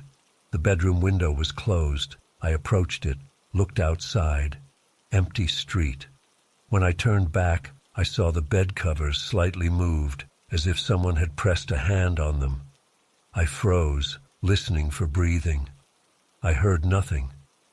I checked under the bed with the flashlight. Nothing there. I stood up and felt the air go cold. The lights flickered once. A note lay on the floor near the dresser. I didn't remember it being there. I picked it up. It said, "Now." I backed out of the room, step by step, bat in hand. I reached the hallway and ran for the front door. I twisted the knob. It wouldn't budge. I pulled and pulled, locked tight, even though the bolt was off. The lights in the living room went out. I screamed, pushing at the door with my shoulder. It didn't move. I turned and saw a faint shape in the darkness. It stood near the hallway leading to my bedroom. I could barely make it out, just a taller shadow in the dim light. My heart pounded. I gripped the bat and moved forward, yelling, "Who are you?" No response. It moved closer, silently. I swung the bat at the air. Nothing. The shape vanished as the bat passed through the spot. I fumbled for my phone, aimed its flashlight around. The hallway was empty again. I felt the door behind me give way suddenly. I stumbled backward out onto the porch. The lights in the house came back on. I caught my breath and stepped away from the door. My phone read 2:05 a.m. I ran to my car and drove away that night. I never returned. I left most of my belongings behind. I slept in a motel and made arrangements to move out of town. I paid someone to pack my stuff without explaining why. I didn't care about the cost. I just wanted to be far away. I don't know what that visitor was. I don't know what now meant. I'm just grateful I got out. Even now, in a different city, I wake up at 2 a.m. sometimes, heart racing, ears straining for a doorbell that isn't there. I keep a bat by my bed, lights always close by, and I check the time often. I hope it never finds me again.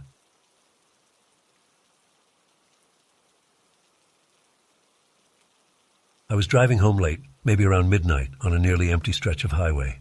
There were few cars on the road, mostly trucks passing in the opposite direction. The air was cool, and my headlights lit the asphalt in a steady beam. I felt tired but awake enough to keep going. The night was quiet, no music, no talking, just me and the engine's hum. At some point, I noticed headlights in my rearview mirror. Another car was behind me, but not too close. It kept a steady distance. I expected it to pass me eventually, but it didn't. I slowed a little to let it go around, but it stayed behind, maintaining the same gap. After a few minutes, I got annoyed and changed lanes. The car stayed behind me, same distance, same speed. It was odd. I decided to speed up. I pressed the gas and watched the speedometer climb. The headlights behind me matched my speed. They didn't lag, didn't close in. They just followed, always at the same distance. I tried slowing down again. Same thing. The other car mirrored my speed changes. I began to feel uneasy. I couldn't see the car's make or model, just the lights. They were bright, a bit higher than normal headlights. Maybe a truck, but it didn't look right. The lights seemed off somehow, too white and a bit too high. I kept glancing in the mirror, trying to figure it out. I thought about pulling over at the next rest stop, but when I approached a small gas station off the highway and slowed down, the lights vanished. I checked the mirror. No one there. I looked over my shoulder. No car behind me. Confused, I pulled into the gas station lot and got out.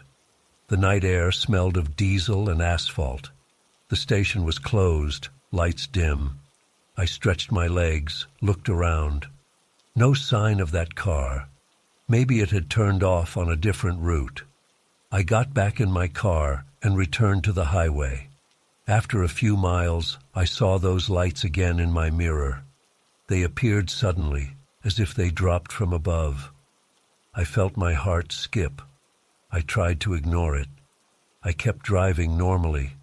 The lights stayed behind me, never closer, never farther. I turned on the radio for some background noise. Static mostly, but I found a faint music station. As I listened, a soft hum in the car's cabin seemed to grow.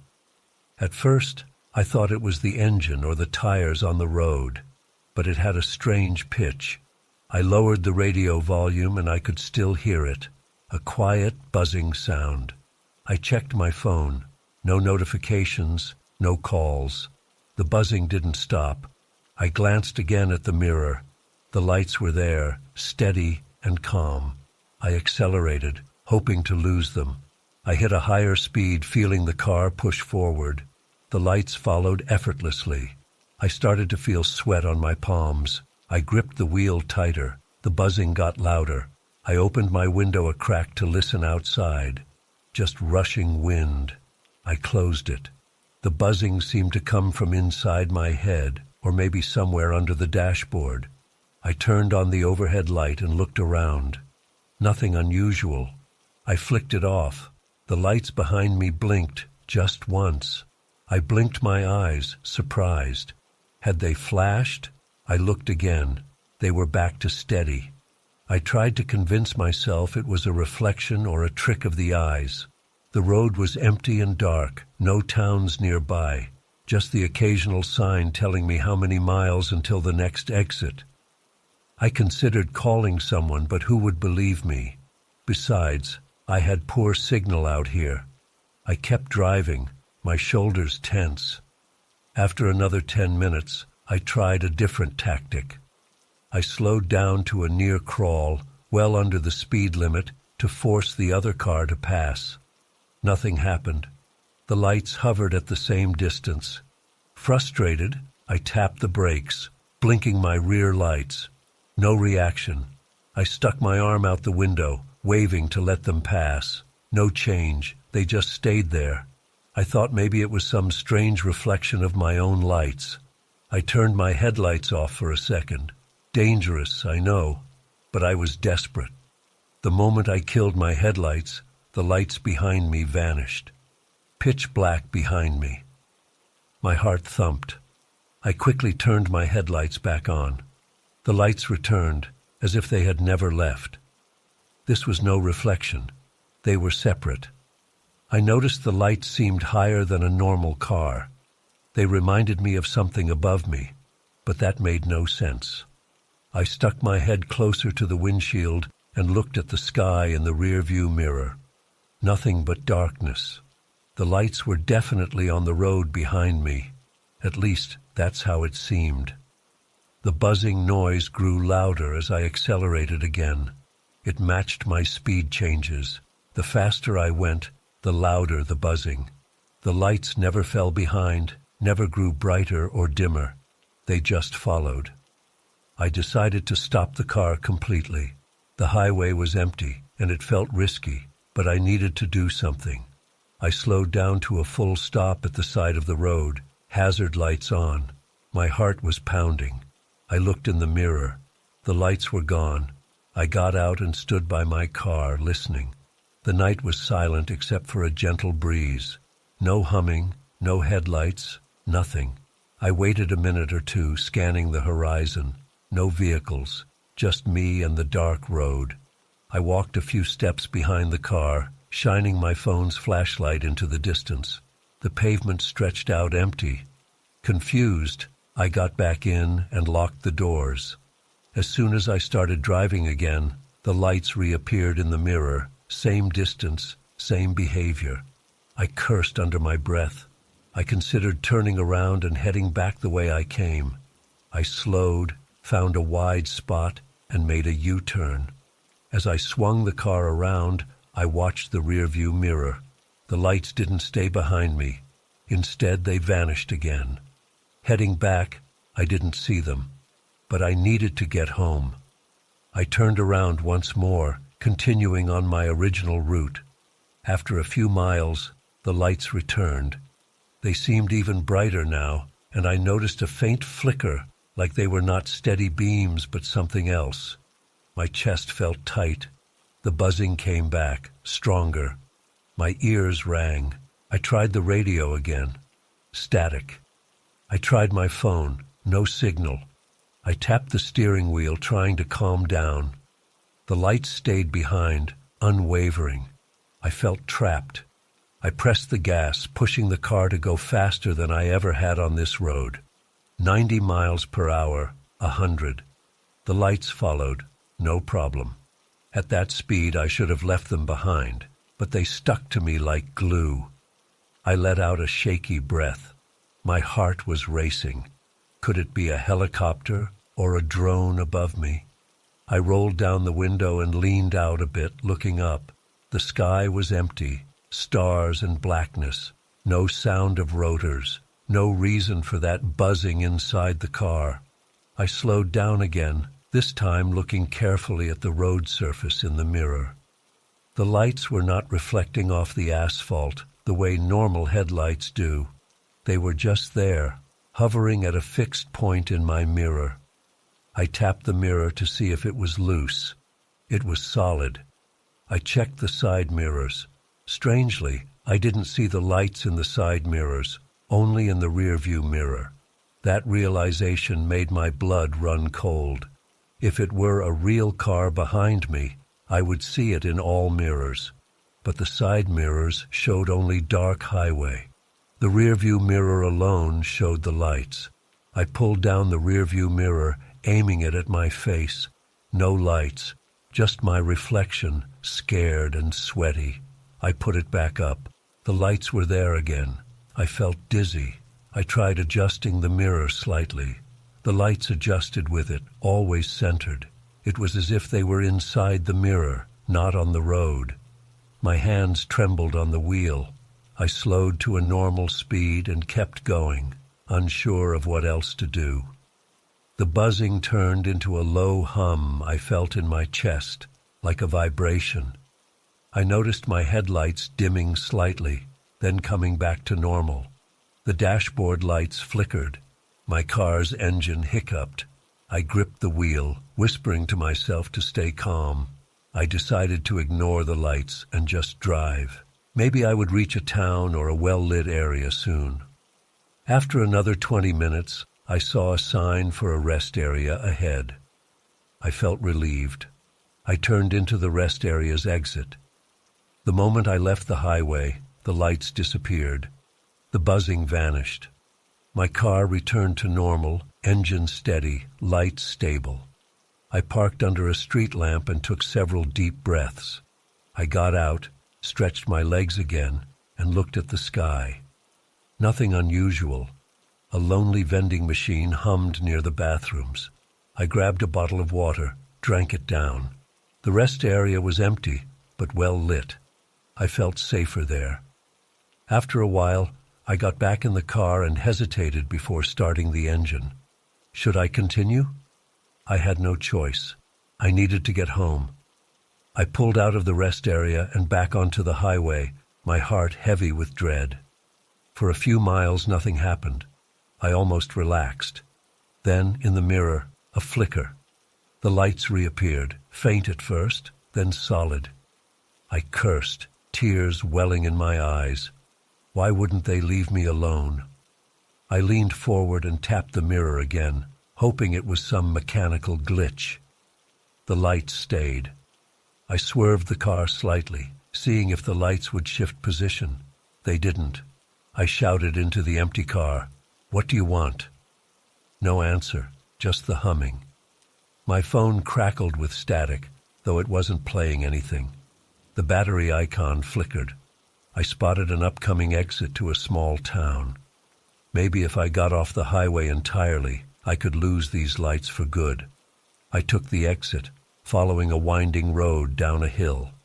The lights in the mirror flickered and dimmed as I left the main road. Soon they vanished again. I breathed easier. The town lights appeared ahead. Street lamps, a gas station, a diner, civilization. I parked at the diner's lot and sat there, engine off, mirror facing me, no lights, just a normal reflection. I went into the diner, ordered coffee, and tried to calm down. I watched other cars pass by on a nearby road. Everything looked normal. After an hour, I decided to try once more to reach home. The diner waitress looked at me funny when I asked if they had ever seen strange lights on the highway.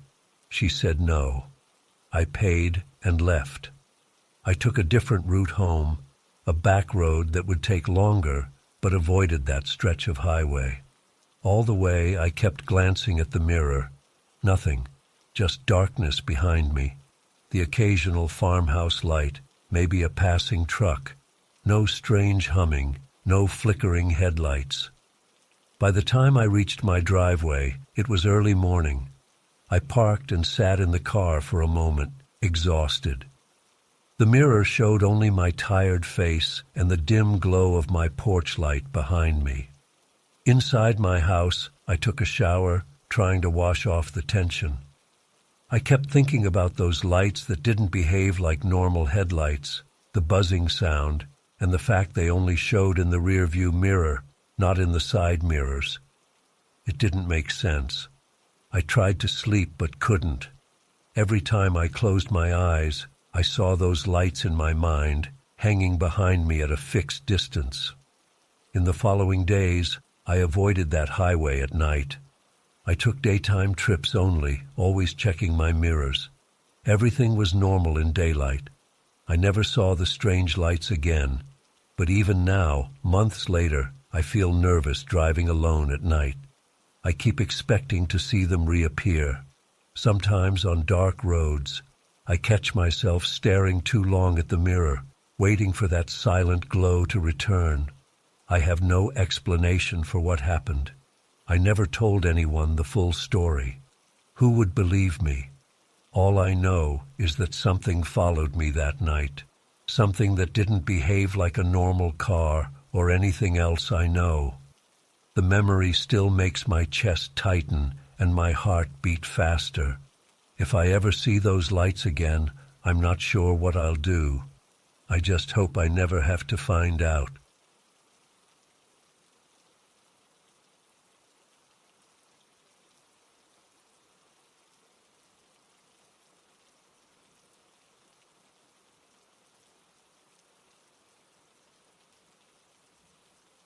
I noticed that convenience store on my way home from work. It was late, maybe after midnight, and I felt hungry. I wanted a snack, something simple, just to hold me over until morning. The store was bright, its windows lit up. The sign outside didn't have a name, just said open. The door was unlocked, so I went in. Inside, the air smelled stale, like a room that never aired out. The shelves were full of identical packages, all plain white with black lettering. No brand names, just short words like chips, milk, candy. The lighting was harsh and white, making everything look flat and artificial. Behind the counter stood a cashier and another employee. They both smiled at me.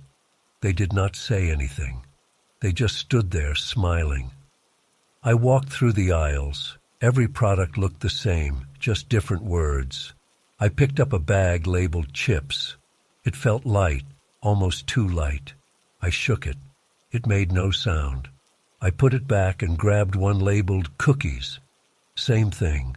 I opened a cooler and found bottles marked water. They felt slightly warm. I closed the cooler. I approached the counter with a candy bar. The cashier, a man with a pale face and a stiff smile, reached out. I handed him some cash. He looked at it, then at me, and slid my money back across the counter. He handed me a small piece of paper that said, in shaky handwriting, "Not for you." He still said nothing, still smiled. The other employee, a woman with the same stiff smile, just watched. I tried asking, "What do you mean?" But they didn't respond. They just smiled. I waited a moment, then left, feeling confused. Outside, the street felt normal. I went home without my snack and tried to forget about it. The next morning, on my way to work, I passed by the same spot. The store looked different. Its windows were covered in dust. The sign was barely visible. The door seemed boarded up from the inside. It looked abandoned. I stood there, confused. It had been open hours ago. Now it looked like no one had entered for years. I tried the door, locked. Dust coated the handle. I felt uneasy, but rushed off to work. That night, curiosity got the better of me. I decided to check if the store would be open again after midnight. Sure enough, at around 1 a.m., the store lights were bright, the door unlocked, and everything inside looked exactly like before. No dust, no boards. I stepped in. The same employees were there. This time, they looked at me and tilted their heads slightly. They still smiled. I said, "Hi." They didn't reply. I noticed that the products were arranged the same way. Identical packages, meaningless labels. I picked up a bag of candy and brought it to the counter. Before I could hand them money, the cashier pushed a note across the counter. It said, "We know you, my name." They knew my name. I had never told them. I felt a chill run down my back. I demanded to know what was going on. They just smiled. I left the store again, heart pounding. Outside, everything looked normal. A couple of cars passed by. I looked back through the window. The employees watched me from inside, not moving, smiling. The next morning, I checked the store's location again. Abandoned. Same dusty windows, same locked door. I tried asking a coworker if they knew anything about that store. My coworker said he never noticed any convenience store there. He said that building had been closed for a long time. That made no sense. I had been inside it twice at night. I went back again the following night. I wanted answers. The store was open, bright, and the employees were waiting. This time, 3 employees stood behind the counter, all smiling. I grabbed a random product, something labeled bread, and brought it to the counter. The cashier gave me a note that said, "Why are you here?" I spoke out loud. "I want to buy something." No response, just smiles. I took out my wallet and tried to give money.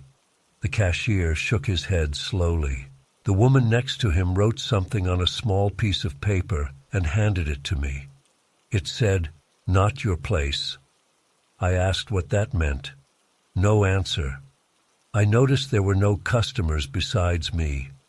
I looked around the store, trying to find a back room or a storage area. There was a door at the back, but it had no handle. The employees watched me as I moved around. Their eyes followed me, heads turning in sync, always smiling. I picked up a bottle of milk and tried to open it. The employees made no move to stop me. Inside the bottle was a thick, colorless liquid that didn't smell like milk. It smelled faintly chemical. I put it back, unsettled. I tried again to talk. "Who are you?" I asked. No response.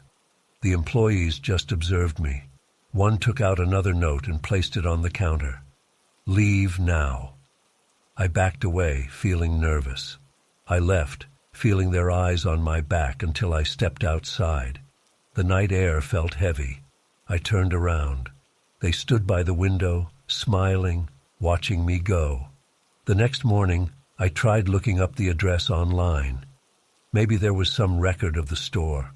The building's listing said it had been closed for years, a former convenience store that never reopened after a fire decades ago. No recent activity, no renovations. That didn't match what I saw at night. I decided to test it again. I returned late, closer to 2 a.m. The store was there, lit up. This time, I didn't go in immediately. I watched from across the street. No customers entered.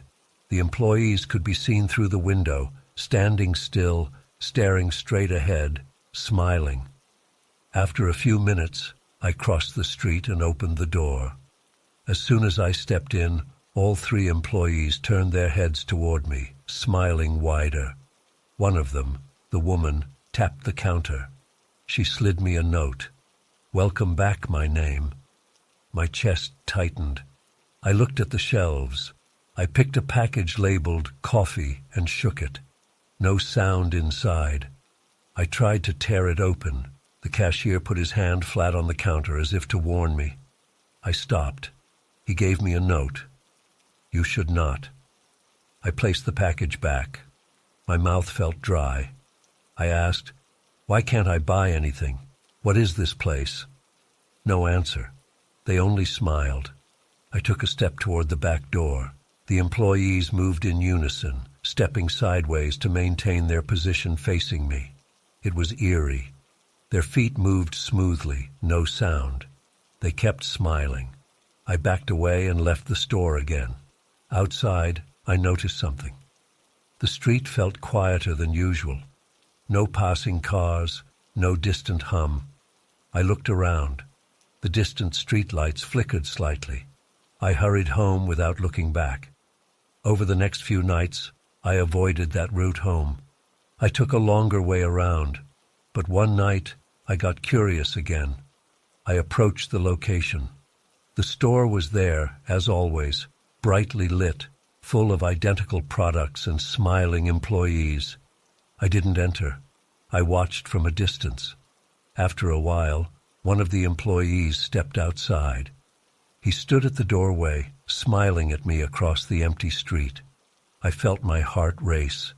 I turned and walked away quickly, not daring to look back until I reached a busier road. The following day, I checked the building again.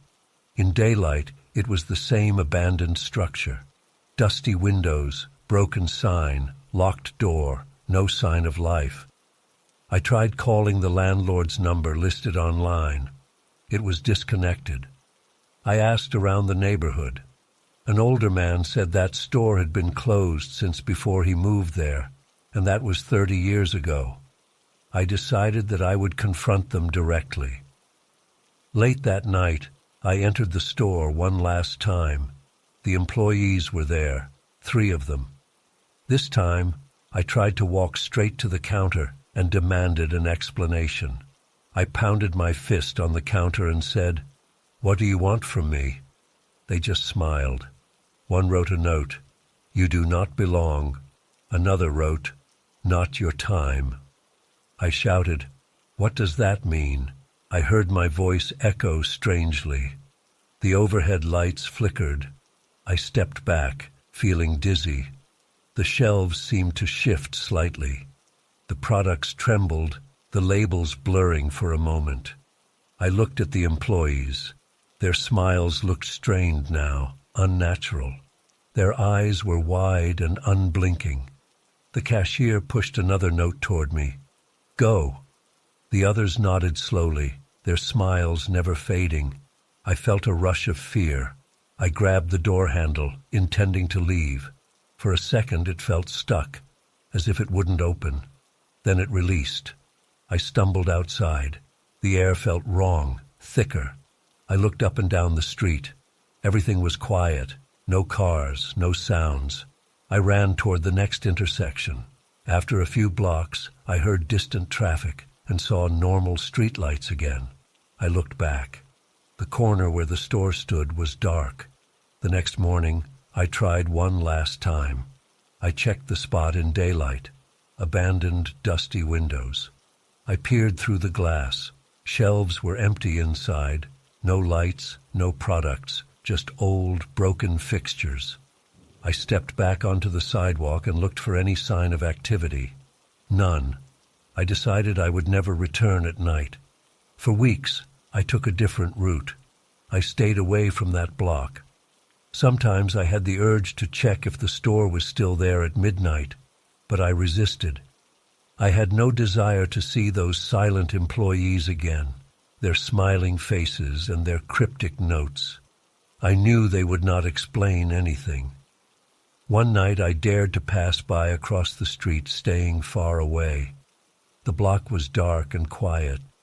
I thought I saw a faint light in the store's window, but it could have been a reflection. I heard a quiet rustle of paper somewhere behind me, but when I turned, I saw nothing. I never tried to enter that store again. I don't know what it was, who those people were, or why they knew my name. I don't know why I couldn't buy anything. Maybe it wasn't a store meant for someone like me. Maybe it existed outside the normal flow of things. I don't have an explanation. I just know that I felt wrong inside that place, like I had stepped somewhere I shouldn't be. These days, I pass that block during the day sometimes, and it's always the same abandoned building. People walk by without noticing. No one talks about it. I keep quiet too. If I see lights inside at night, I pretend I don't. I just keep walking, and I never stop. I don't want to know what would happen if I tried again. I'm done with that store. I know it's not for me.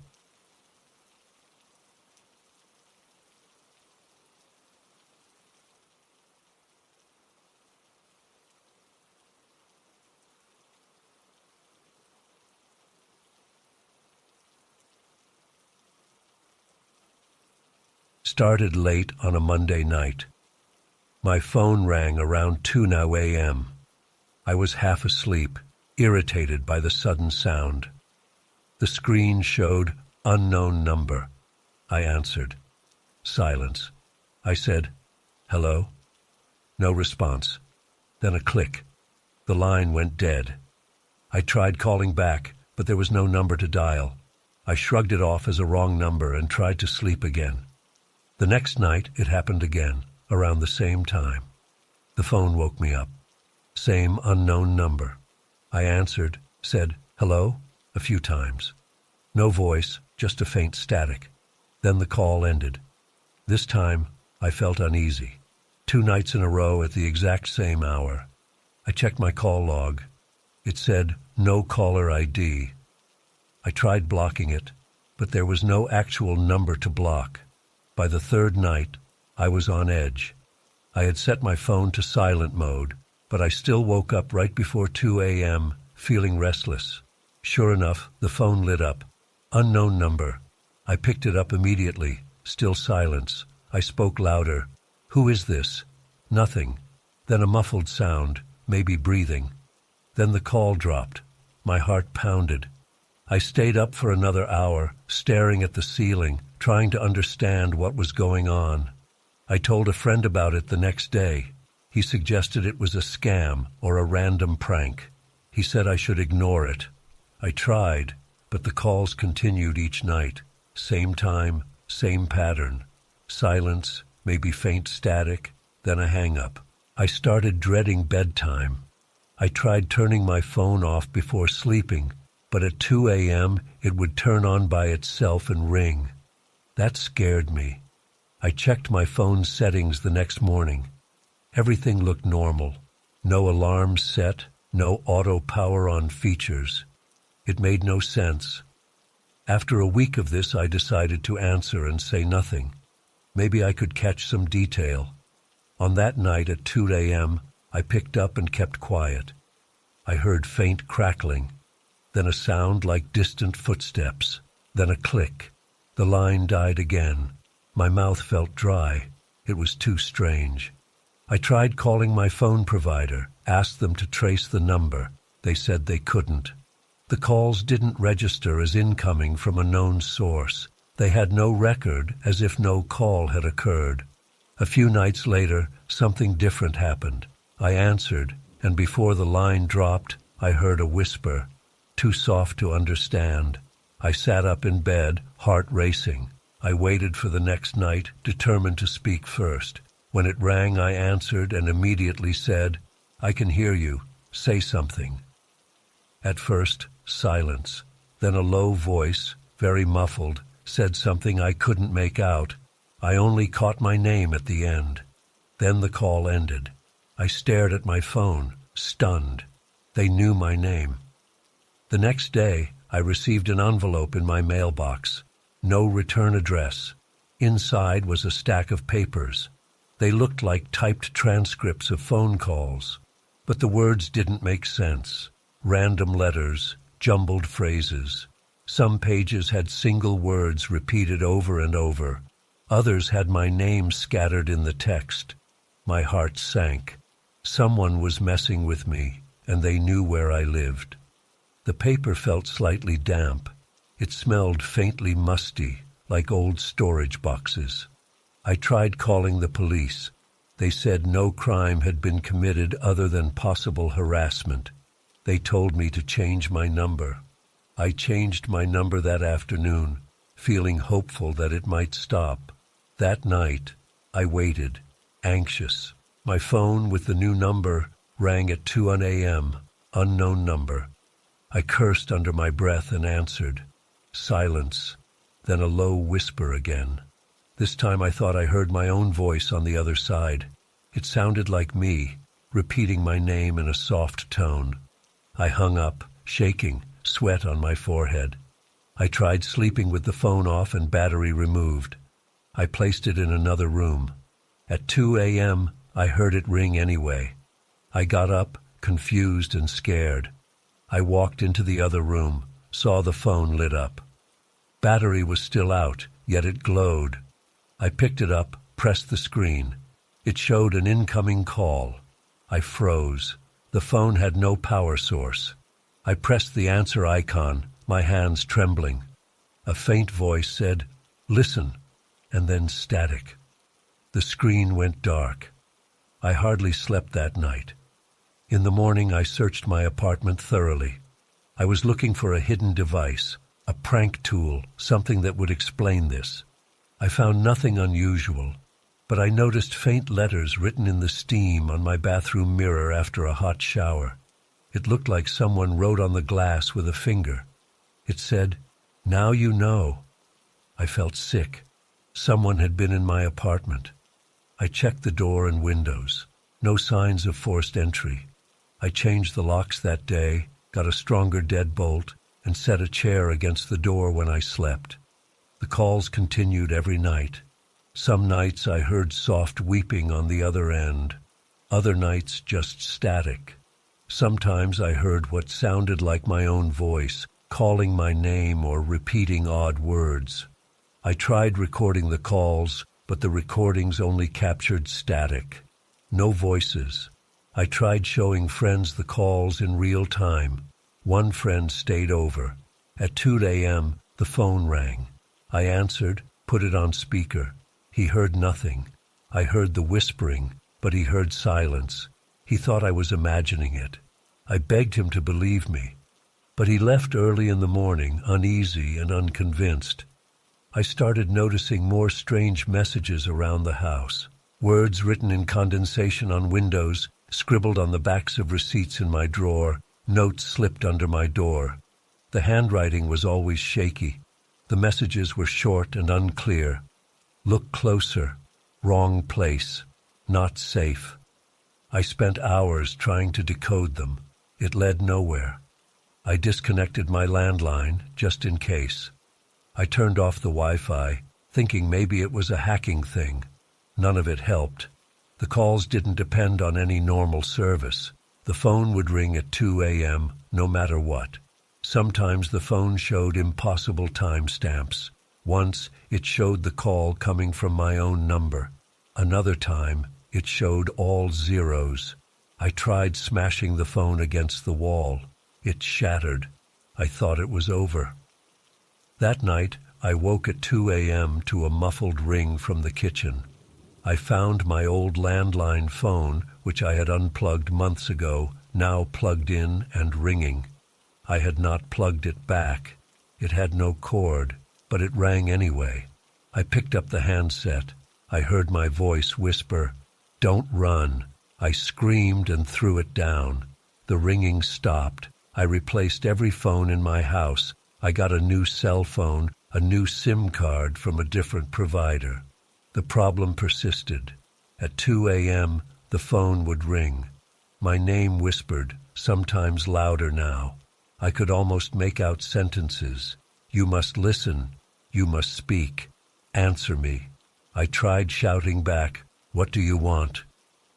The call ended abruptly. The next evening I found another envelope on my doormat. Inside were more transcripts. This time I recognized some sentences as things I had said in the past. Private conversations I had in my home, maybe even thoughts I had spoken aloud when alone. My scalp tingled. Someone or something was recording my life, printing it out, and sending it to me. I felt trapped. I tried sleeping in a hotel. I took my new phone with me. I checked in under a different name. I locked the door and turned off all the lights. At 2 a.m., the phone rang. Unknown number. I answered, voice shaking. The whisper was louder now. I could hear breathing. It said, "You cannot hide." Then silence. I checked out the next morning, exhausted. Back at my apartment, I considered throwing everything out and moving away. But would that stop it? I wasn't sure. I decided to confront the caller directly. That night when the phone rang, I answered and said, "I'm here. I'm listening. Tell me what you want." There was static. Then my own voice repeated my words, mocking me. I felt tears on my cheeks. I was losing my mind. Over the following nights, the voice began to form clearer sentences. It often repeated fragments of my own speech from earlier in the day, as if it was learning or copying me. Sometimes it said my name over and over in a soft, urgent tone. Other times it hissed half words, like it was struggling to speak normally. I tried staying silent, hoping it would say something meaningful. It never did, just fragments and whispers. I found notes inside my kitchen cabinets, tiny slips of paper with words like close, here, and now. I felt watched every second. I searched every inch of my home, looking for cameras, microphones. I found none. I tried sleeping during the day and staying awake at night, waiting for the call to come. It always startled me no matter how prepared I was. My nerves were shot. I jumped at every sound. One night, I answered, and the voice said something new. It said, "I need you." I froze. My heart hammered. I asked, "Why?" No reply, just breathing. I asked again, "Who are you?" Static. Then my voice answered, "Who are you?" mocking me. I yelled, "Stop!" The call ended. The next day, I discovered a message written on my bathroom mirror in what looked like soap residue. It said, "Listen tonight." I waited, heart in my throat. At 2 a.m., I answered. The line crackled. I said nothing, just listened. The voice whispered several words I couldn't understand, then said, "Behind you." I spun around, terrified, but I was alone. I heard laughter on the line, faint and distorted. Then silence. I started doubting my own senses. I set up my laptop to record audio in my bedroom at night. When I listened back, I heard my side of the conversation, but no other voice. Just silence when I paused to listen. Anyone else would think I was talking to myself. I felt trapped in a nightmare I couldn't prove. I tried destroying all phones again, living without any devices. At 2 a.m., my TV turned on by itself, showing static. I heard my name coming through the speakers, faintly. I unplugged the TV. It stayed on, showing static, whispering softly. I yanked the cable out of the wall. The screen went dark. I breathed heavily, tears in my eyes. This thing could reach me through anything. The next night, I sat in the dark. No phone, no TV, no devices at all. Just me in an empty apartment. At 2 a.m., I heard the whisper right next to my ear, as if someone stood behind me. I jumped up, turned on the lights. No one there. But the whisper continued, circling me, calling my name, repeating it. My heart pounded so hard it hurt. I yelled, "What do you want?" The whisper said, "You," and then laughed softly. I stumbled back against the wall, choking on fear. I realized I couldn't escape it. It wasn't tied to a phone or a device. It was inside my home, inside my space. It knew me, knew my voice, my name, my habits. It wanted my attention. It fed on my fear and confusion. I had to do something, but what? I tried talking to it calmly the next night. When I heard the whisper at 2 a.m., I said, "I'm listening. Tell me what you need." The voice stuttered, repeated fragments of my words, then said, "Come closer." I asked, "Closer to what?" It whispered, "To me." I stood in the middle of the living room, turning in circles, not knowing where closer could be. The whisper faded, leaving me shaking. I had no answers, no solutions. Eventually, I packed a bag and left the apartment. I moved across town to a new place, got new furnishings, avoided bringing any old items. For a few nights, I slept peacefully.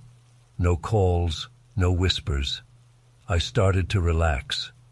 Maybe I had escaped. On the fourth night in my new apartment, I woke up suddenly. I checked the time, 1:59 a.m. My heart sank. I prayed that nothing would happen. At exactly 2 a.m., the silence broke. My new phone, which I hadn't given to anyone yet, rang. Unknown number. I stared at it, tears forming in my eyes. I picked it up with a trembling hand, pressed answer, said nothing. The whisper came through, clear as ever, saying my name slowly, savoring each syllable. Then it laughed softly and said, "Found you." I dropped the phone. The call ended. I sat on the floor, breathing fast, knowing that it would never let me go. I realized I might never understand what it was or how it worked. It knew my name, my voice, my location, everything. It would call every night, no matter where I went, no matter what I did. I stopped trying to fight it. Now, when the phone rings at 2 a.m., I answer. I listen to the whispers, the static, the faint mockery of my own voice. I say nothing. I wait until it hangs up. Then I try to sleep again, hands shaking under the covers. I have no other choice. I am trapped in a cycle that I cannot break.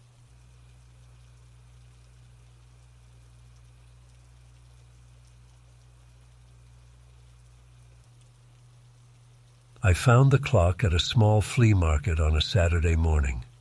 It was old and heavy, with a bronze frame and a glass cover over a simple face. There were no markings, no numbers, just two black hands.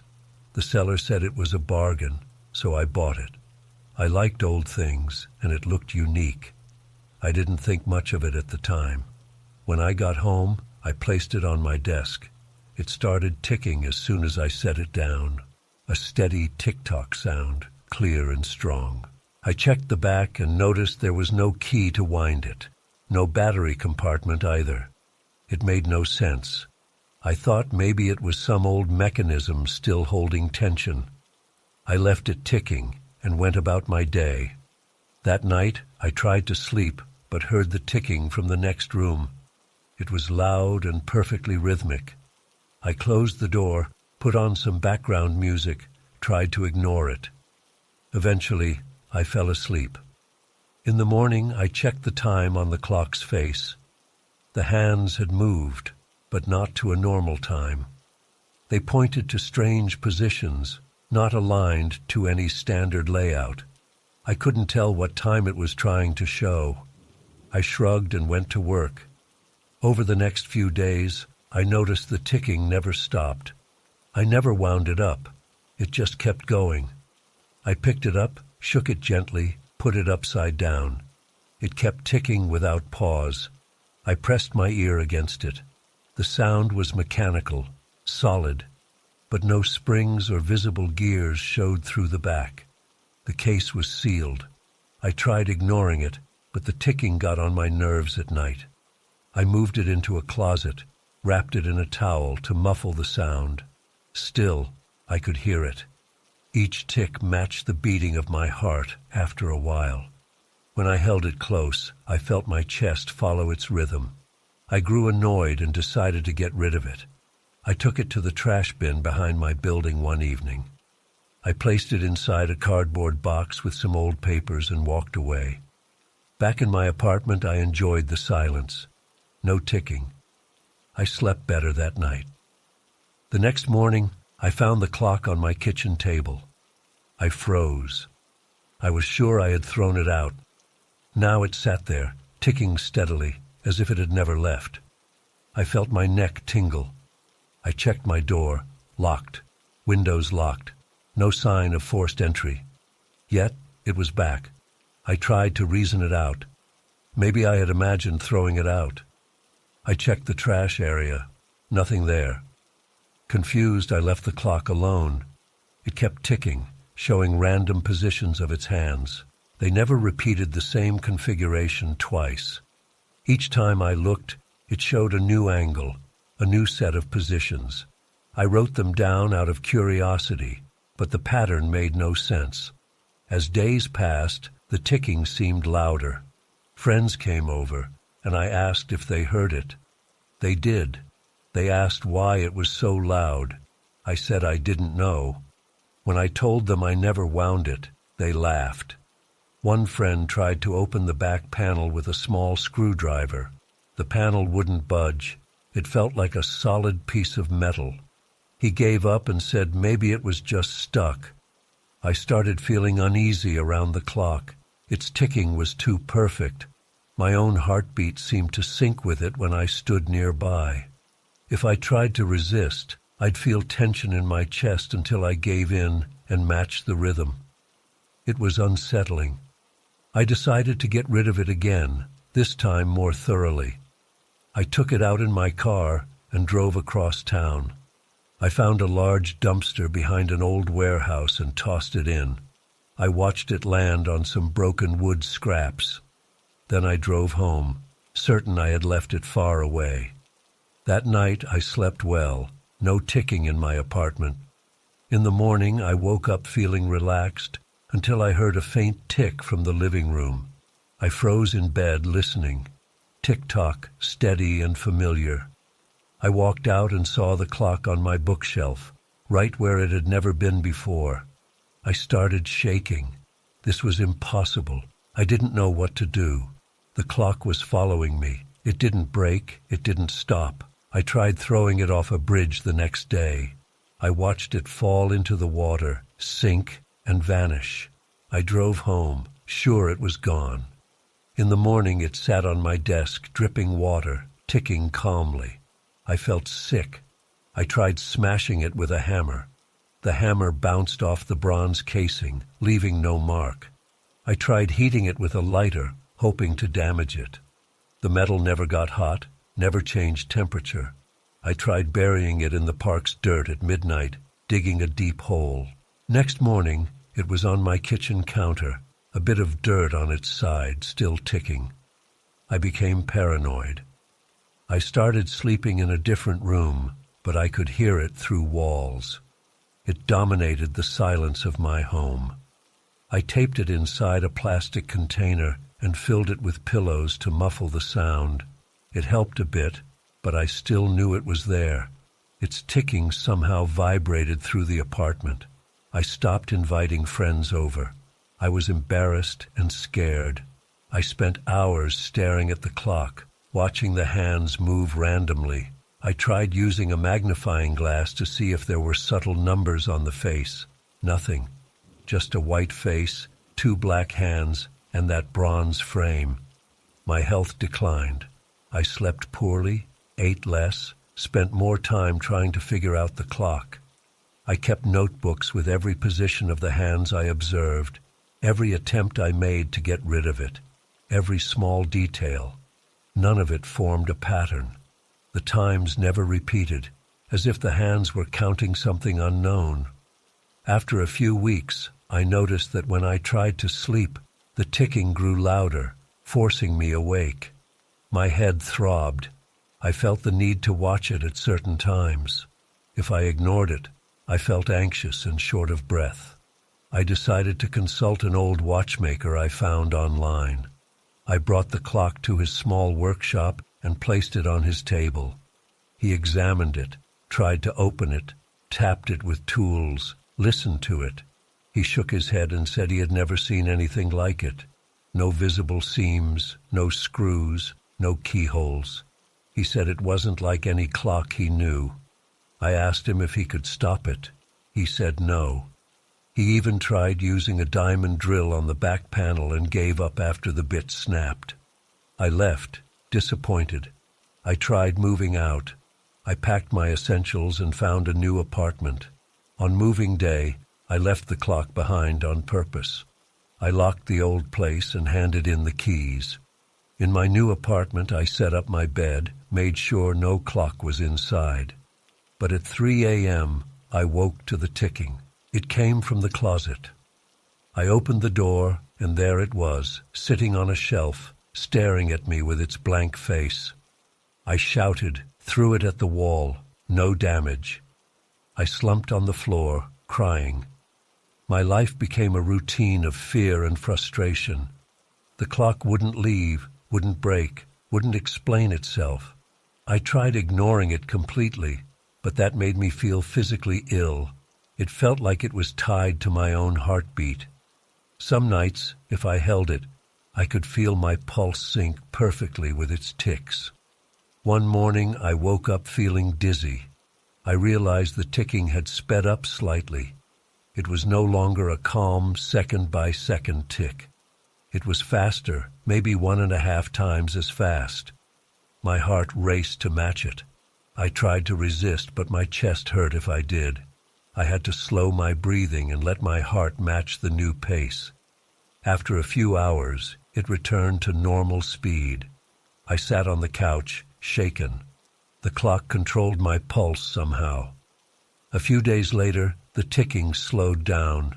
My heart felt heavy, as if it was struggling to keep up with the slower pace. I panicked, thinking my heart would stop if the clock stopped. I tried to keep my heart beating at my normal rate, but the pain in my chest forced me to yield. I breathed shallowly, following its rhythm until it resumed the normal pace hours later. I was terrified. The clock seemed to be testing me, seeing if I could handle changes. I realized that maybe the clock's hands never showing the same time twice meant it was counting down to something. Every unique position was one step closer to a final arrangement. What would happen when it reached that arrangement? Would it stop ticking? Would my heart stop too? I tried to guess how many positions it had. It never repeated. I had documented hundreds of positions, all unique. The hands pointed in angles I couldn't measure, always different. I started to worry that it would eventually run out of combinations. Then what? I tried bargaining with it. I spoke out loud, asking it to leave me alone. No response. I tried writing notes and placing them beside it. No change. I even tried showing it to another friend. He saw it, heard it tick, but thought I was just stressed. He said, "It's a weird old clock, so what?" He didn't know it followed me everywhere. My anxiety grew. I stopped leaving my apartment. I spent hours listening to the clock, afraid to be away from it in case it decided to change rhythm again. I noticed that each day the positions of the hands seemed to get more extreme, as if it was stretching the range of motion. It started pointing the hands in angles I couldn't believe possible, like bending time itself. One night, I woke up gasping. The clock was ticking faster, twice the normal speed. My heart pounded violently. I could barely breathe. I stumbled to the kitchen, trying to calm down, but the tick was in my ears. After an hour, it slowed down to almost a stop. That was even worse. My heart struggled. I fell to my knees, begging it silently not to stop. Eventually, it returned to normal pace. I lay on the floor, drenched in sweat. I knew I couldn't live like this, but I had no solution. The clock was indestructible, unmovable from my life. If I left it behind, it reappeared.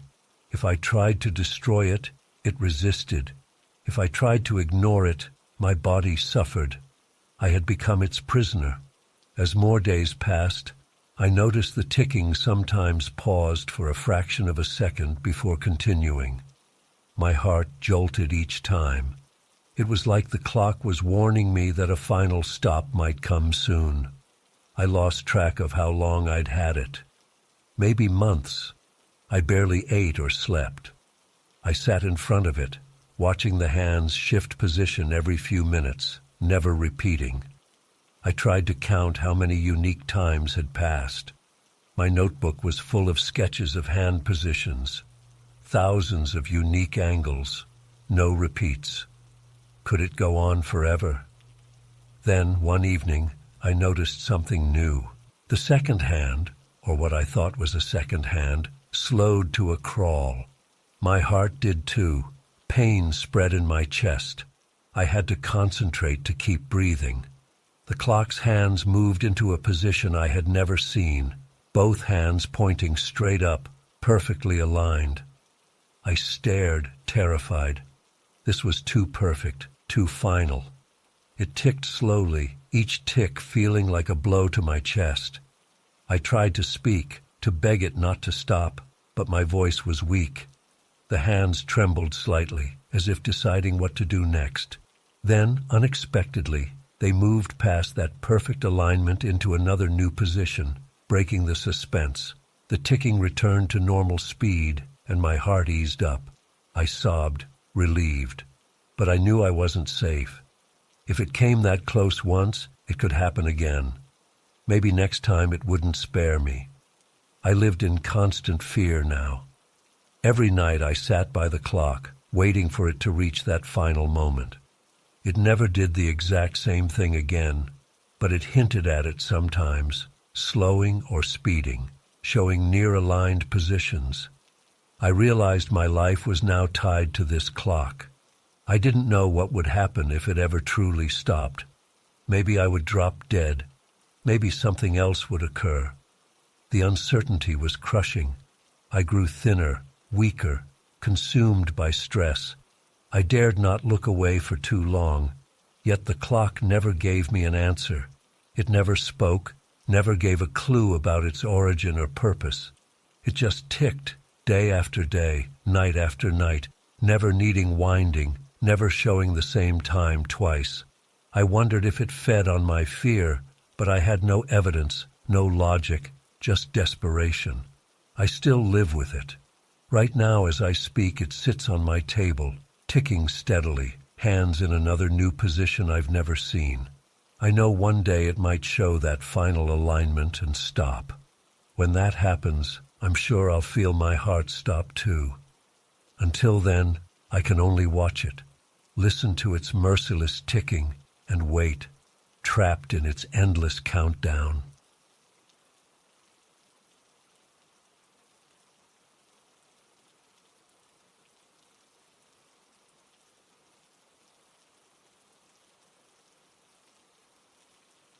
I found those paintings at a small antique shop downtown. I needed something to decorate my new living room. The store owner said they were part of an old collection, unremarkable, but cheap. I bought them without much thought. There were 5 in total, each in a heavy wooden frame. They showed old-fashioned portraits of people dressed in outdated clothes. Nothing too strange at first glance. I took them home and hung them on the wall behind my couch, arranging them in a neat row. For the first few days, I didn't pay much attention. I had work, chores, other things on my mind. Sometimes I glanced at the paintings while watching TV or reading, but I didn't notice anything unusual. They just showed old faces, 3 men and 2 women, all with neutral, almost blank expressions. Their eyes seemed dull and faded with age. After about a week, I started sensing something odd. I stepped into the living room one morning and thought the expressions on the paintings looked slightly different. Subtle changes. Maybe one portrait's mouth seemed tighter. Another's eyes looked more focused. I assumed it was my imagination. Light changes throughout the day can make old paintings appear different, but the next evening I felt it again. I was sitting on the couch with the TV muted, reading a magazine. I felt like I was being watched. I glanced at the paintings. The eyes seemed to follow me. I stood up and moved across the room. Their gazes shifted, or so it seemed. I shook my head, telling myself I was tired. I went to bed early. The following morning, I checked the paintings again. This time I was sure their expressions had changed. One of the men, who originally had a neutral face, now seemed to smirk slightly. A woman's eyebrows, previously even, looked arched in mild annoyance. I moved closer to inspect the brushstrokes, wondering if I had missed some detail. No, the paintings looked old and worn, but nothing indicated trickery. I decided to take them down. I didn't like the feeling they gave me. I removed each painting from the wall, setting them face down in a corner. The wall felt empty and plain, but at least I didn't have those strange eyes on me. That night, I slept better. In the morning, I walked into the living room and froze. The paintings were back on the wall, all 5 of them, neatly arranged as before. My heart thumped. I knew I had taken them down. I rushed over to them, touching the frames, solid and heavy. No one had a spare key to my place. I stood there, breathing fast, trying to calm down. Maybe I was sleepwalking, though I never had before. I took them down again, this time placing them in a closet and locking it. I checked the lock twice before going to bed. The next morning, I found them on the wall again. Exactly the same order, the same angles, as if I had never moved them. My hands shook as I touched them. The faces looked more animated now, not fully alive, but as if they had personalities behind those painted eyes. I called a friend over, asked him to look at the paintings. He said they looked old and creepy, but he didn't notice anything moving or changing. He said I was overworked and suggested I see a doctor. That night I tried a different approach. I took the paintings to the basement storage unit I rented downstairs. I locked them inside a trunk under old blankets. I even took a photo of the empty wall with my phone before sleeping, just to have proof. When I woke up and entered the living room, the paintings were back, hanging just like before. I checked my phone photo to confirm that last night the wall was empty. It was empty in the photo. Now the paintings were here again. My throat felt dry. I tried touching the frames. They felt slightly warm. That was impossible. Paintings shouldn't feel warm. I stepped back, feeling a knot in my stomach. Over the next few days, the faces changed more noticeably.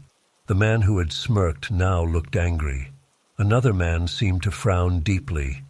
One of the women's eyes were narrowed, as if judging me. The last woman's lips curled into a subtle grin. I watched them for hours. trying to catch the moment they changed. I never saw them move directly. Each time I looked away and then back, something would be different. I started hearing soft whispering at night, faint voices coming from the direction of the paintings. I couldn't make out words, just low murmurs and sighs. My heart raced whenever I heard them. I turned on all the lights, played loud music, tried to drown them out. The whispering continued softly under the noise, constant and patient. After a week of this torment, I noticed a new painting on the wall. There were now 6 paintings, not 5. I blinked in disbelief. The 6th painting showed a face that looked a lot like mine, pale, tired, with dark circles under the eyes, but definitely my face. I stared at it, feeling a chill up my spine. My portrait looked slightly younger or healthier than I felt.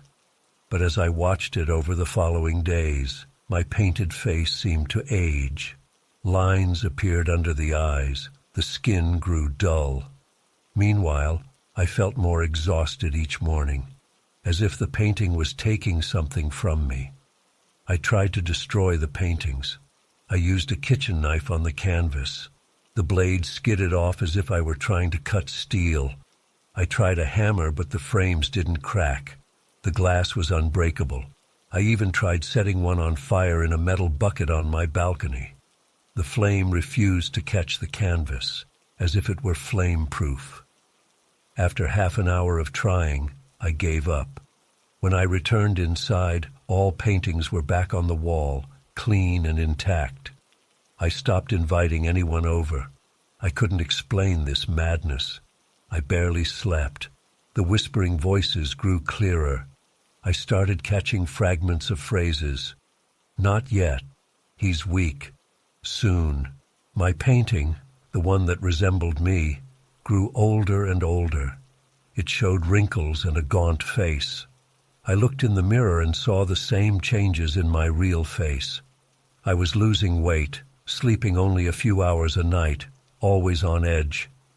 I knew the paintings wanted something. They were feeding on me somehow. I tried leaving the apartment and staying in a motel overnight. When I woke up, I found a framed portrait of myself on the motel's side table. Just one painting followed me there. I rushed back home, terrified. The others were on my wall, waiting. Now all the faces looked more intense, more alive. They seemed to enjoy my fear. I realized I couldn't escape them by running away. They appeared wherever I stayed. I had to confront them. One night, I stood facing them, holding a flashlight. I shouted, "What do you want?" The whispering paused. The painted eyes all seemed to look at me more directly. I held my breath. Then I heard a single word hissed clearly. Replace. My heart sank. They wanted to replace me. With what? With who?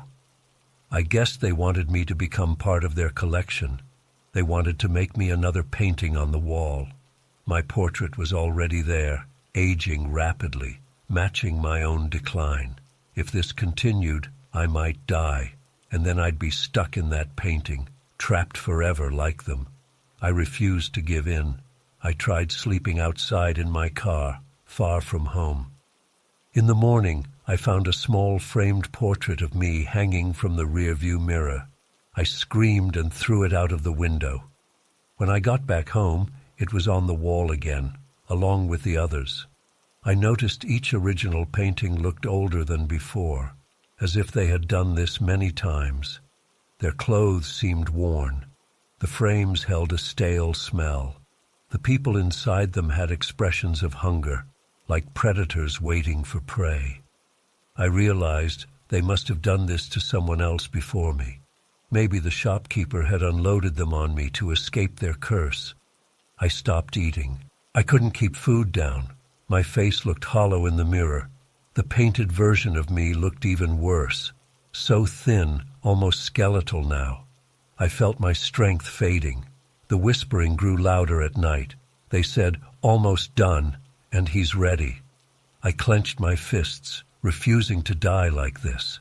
I tried calling the shop where I bought them, but the number was disconnected. I drove to the store's location. It was empty, no sign of the antique shop, just a vacant building. I asked neighbors, and they said no store had operated there for years. My head pounded. I was trapped with these things. Back at home, the paintings dominated the living room. I couldn't remove them, couldn't destroy them. I noticed my painting's eyes looked dead, milky white. My own eyes felt heavy and sore. I started hearing my own voice in the whispers, as if the painting version of me was whispering too. I felt myself slipping. I tried one last idea. I took the paintings one by one, faced them directly, and screamed at them, insulting them, ordering them to leave. I shouted until my throat was raw. They didn't budge. But that night, the whispering grew frantic. They were upset. I realized they thrived on quiet fear, not open defiance. The next day I woke up dizzy.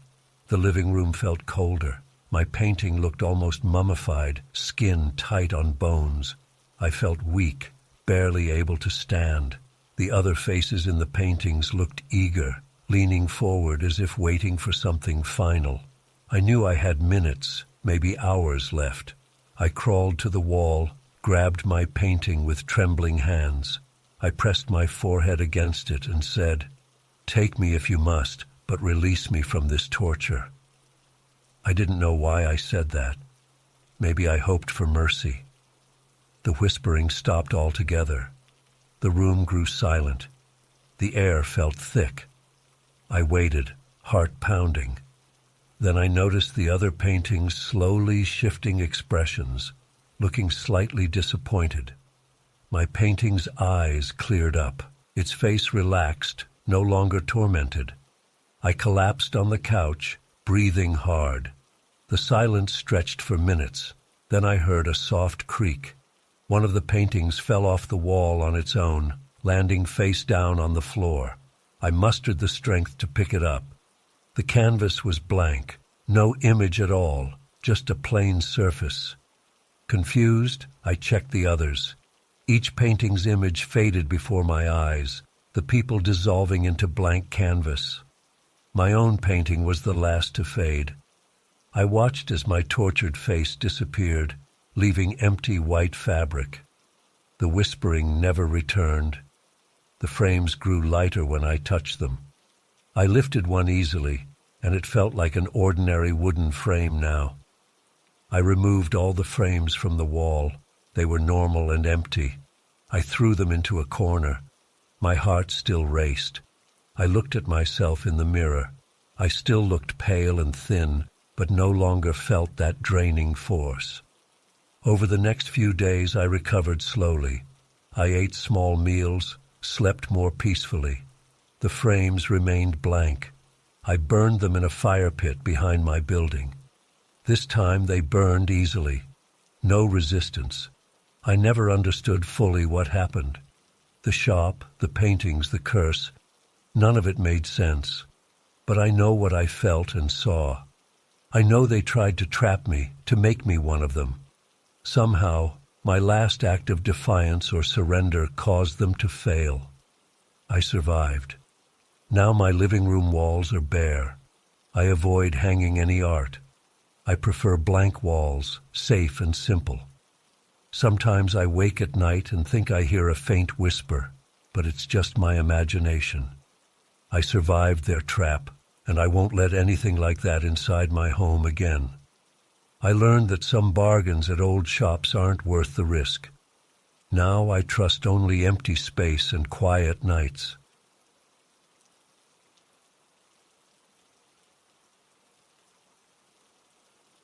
I was alone in that park.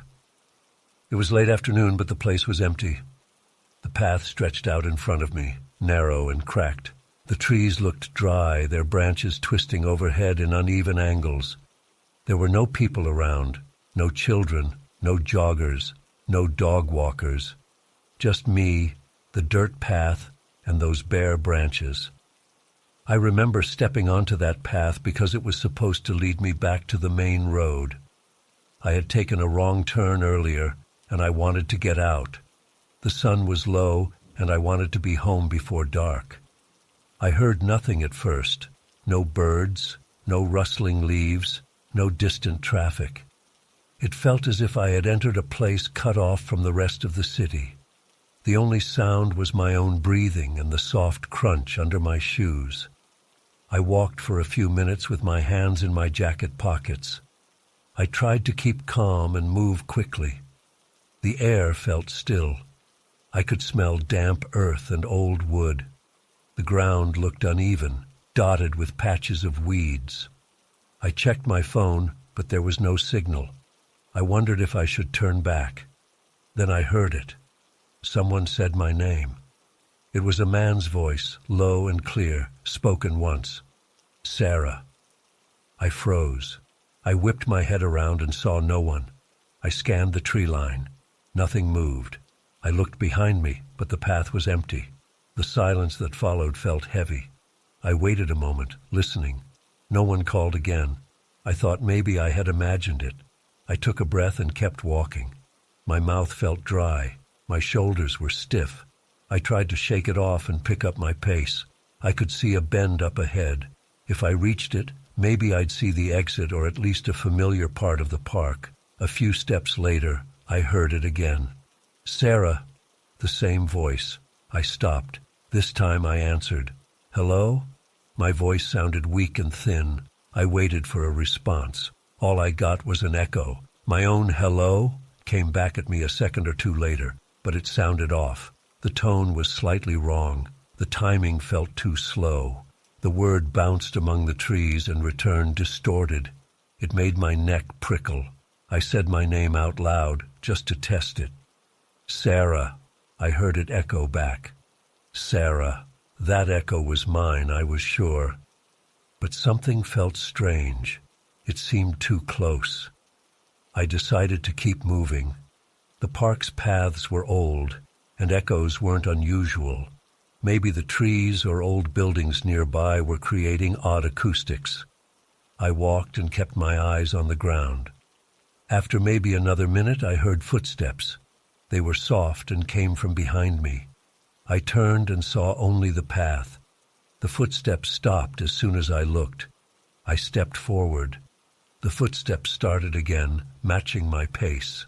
I tried walking slower. They matched me again. I spun around fast. Nothing.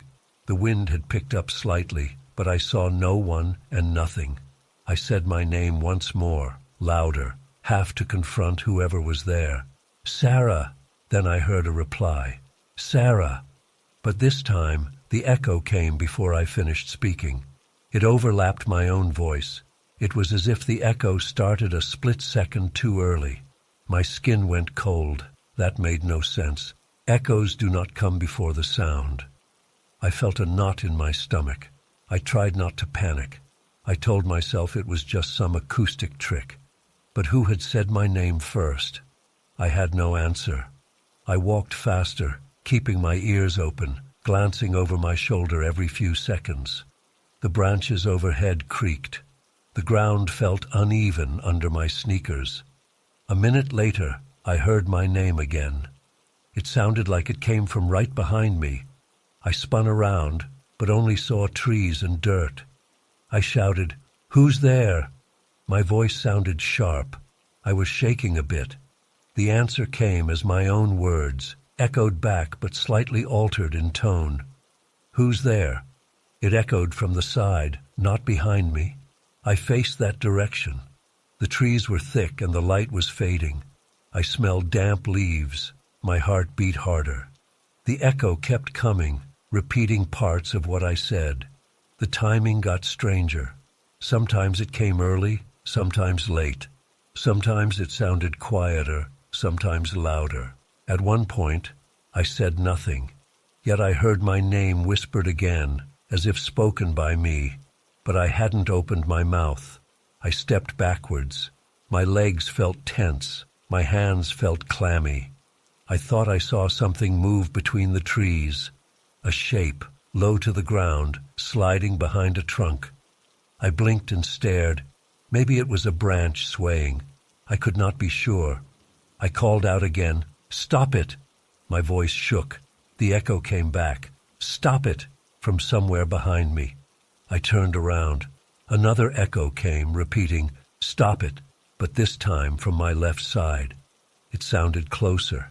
I backed away, turning in circles, trying to pinpoint the source. The air smelled stale. I felt sweat on my forehead. I realized I was surrounded by these strange echoes. They hopped from tree to tree, circling me. My chest tightened. I needed to get out of there. I started to jog, keeping my eyes forward. I focused on the path. Each step kicked up dust. My breathing turned shallow and fast. I swung my arms and pushed forward. The echo followed. I could hear it, still calling my name, still repeating my words. It moved with me. The footsteps behind me started again, louder, as if running too. I ran harder. The path curved. I almost tripped over a root. I caught myself and cursed under my breath. The curse word came back at me from somewhere above, as if whispered by the branches. I tried to block my ears with my hands, but it made no difference. I still heard it.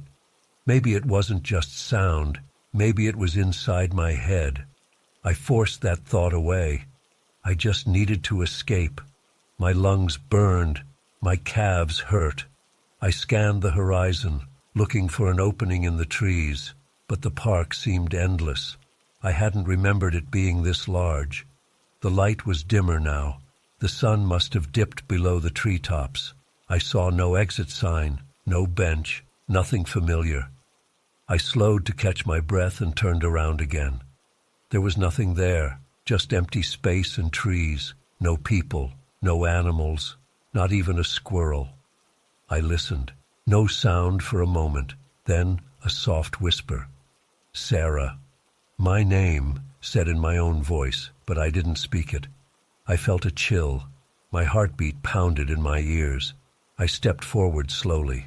The ground felt damp under my soles. I smelled something musty, like old leaves and wet fabric. I tried to stay calm. I looked for a thicker branch or a stone to arm myself, but the area looked picked clean, just dirt and thin roots. I knelt and touched the ground, trying to find a rock.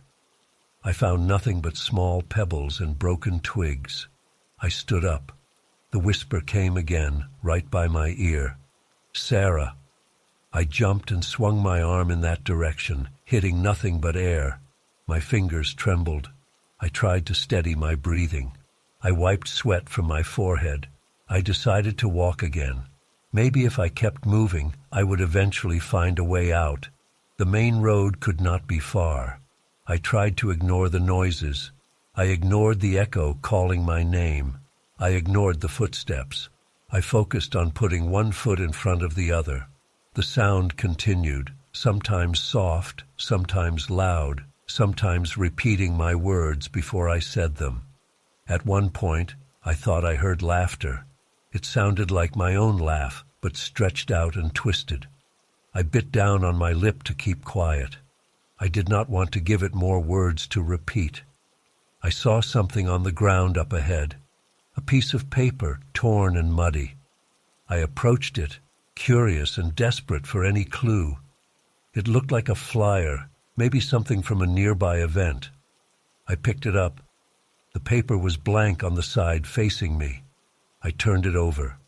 Nothing. Just a dirty, empty piece of paper. I dropped it and stepped back. Another echo came. "Sarah," from behind a tree to my left. I turned that way and saw a shape move. It looked like a figure ducking behind a trunk. I ran toward it, desperate to confront something physical. I reached the tree in seconds. No one was there, nothing, just bark and empty space. I circled the tree, no sign of a person. I stomped on the ground, frustrated. The echo repeated my stomp a second later from behind me. I spun around. No one there. My pulse hammered. I felt a dryness in my throat. I tried yelling for help. I shouted, "Help!" The echo came back, "Help!" from above, as if it hovered in the branches. I shouted again, louder, "Help!" The echo answered from behind me, "Help!" I shouted a third time, "Help!" The echo came from all sides, a chorus of my own voice mocking me. I started running again, faster than before. The path seemed to stretch forever. My legs felt heavy, my back hurt. I cursed under my breath as I stumbled over another root. I regained balance and pushed forward. The echo didn't stop. It repeated my curses, my panting, even my grunts as I tried to keep going. After what felt like several minutes, I saw a break in the trees, a lighter patch ahead. Maybe that was the exit. I ran toward it, ignoring the stitch in my side. The echo grew louder, closer, more urgent. It said my name 3 times in a row, overlapping itself. Sarah, Sarah, Sarah. I clenched my teeth and pushed forward. When I reached the break in the trees, I found only a small clearing with a wooden bench. The bench looked old and cracked. I stopped, breathing hard, and looked around. The clearing was empty. Grass grew in thin patches, no sign of a path leading out. I turned around. The path I had come from was still there, but I didn't want to go back into those trees. I stood there, listening. The echoes had quieted. I heard a faint rustling sound, like someone dragging a foot over dry leaves. I looked around and saw no one. I said nothing. My chest rose and fell. My arms felt heavy. My ears rang. I took a few steps toward the bench and placed a hand on it. It felt rough and damp. I wanted to rest, but I was afraid to sit down. I looked around again and saw only shadows and thin branches. I heard a small sound behind me, a whisper of my name again, this time very close. I spun around, fists up, ready to swing. Nothing there. My breathing sounded loud in my ears. I realized that I was trapped in this silence, broken only by that echo and those strange calls. I moved toward the opposite side of the clearing, looking for another path. I found a narrow one, barely visible, hidden behind some bushes. I pushed through the branches, ignoring the scratches on my arms. The ground was uneven. I stumbled forward, trying to keep balance.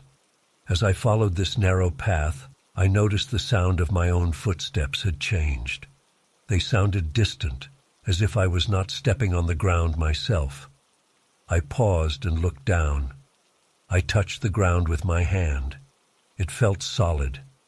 I stood up and took a few steps. I could still hear my footsteps, but they echoed strangely.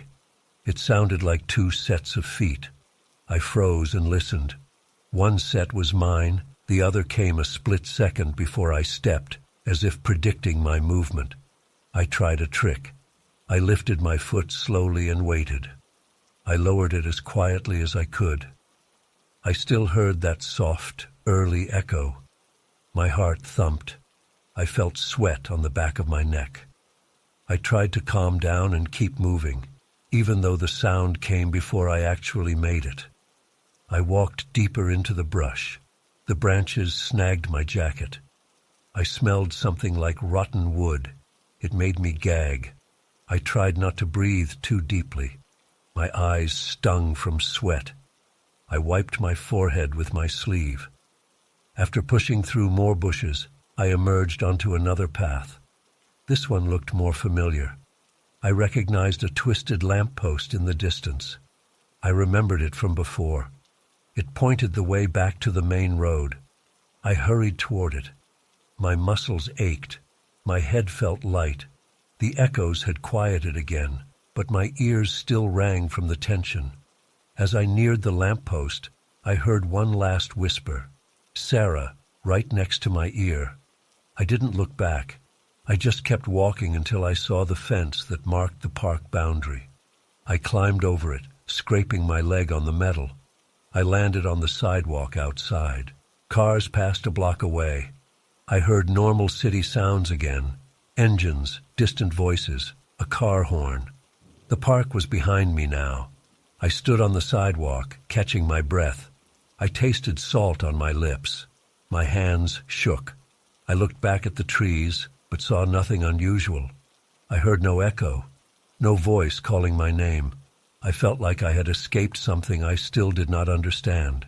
I never found out who or what started calling me. I left without answers. I didn't go back into that park. I took a longer route home, staying on main roads and busy streets. Even after reaching my apartment and locking the door, I kept expecting to hear that echo again. I turned on the TV to fill the silence. That night, I barely slept. I lay awake, listening to my own breathing, waiting to see if it would return. It never did.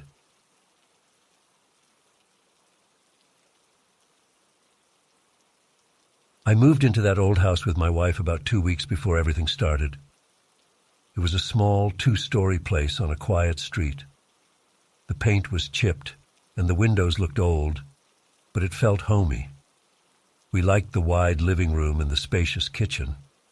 The rent was cheap, and the landlord said it had a lot of history. He mentioned the attic was locked, but he shrugged it off as if it didn't matter. We didn't worry about it at first. We thought it was just some old storage space the owner didn't want us to mess with. The first few days were normal. We unpacked our boxes. We arranged the furniture. My wife cooked dinner on the second night. I installed a shelf in the living room and set up the TV. The place smelled like old wood and dust, but we got used to it. The floors creaked, but we expected that in an old house. We slept fine, and nothing seemed strange. Then, around the 5th night, I woke up to a noise above us. It was around midnight. I heard a sound like slow footsteps. I was half asleep, my heart beating a bit faster than normal. I listened carefully. The footsteps moved from one side of the attic to the other. It sounded like someone pacing, maybe dragging their feet. I nudged my wife, and she stirred. I whispered, "Do you hear that?" She rubbed her eyes and nodded. We stayed quiet and listened. The steps continued for a while, then stopped suddenly. We waited, but there was nothing else. Eventually, we went back to sleep. The next morning, we tried to brush it off. The house was old. Maybe it was settling, or maybe some animal got inside. I thought maybe a raccoon or a squirrel.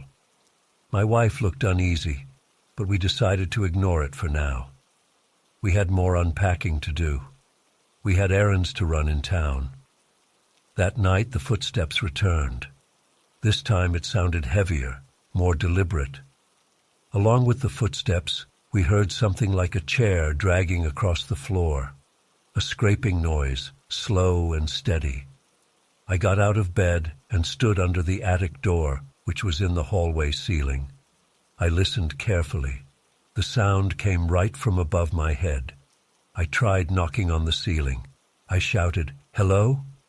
The noise stopped for a second, then started again, as if ignoring me. My wife stood behind me, arms crossed, looking pale.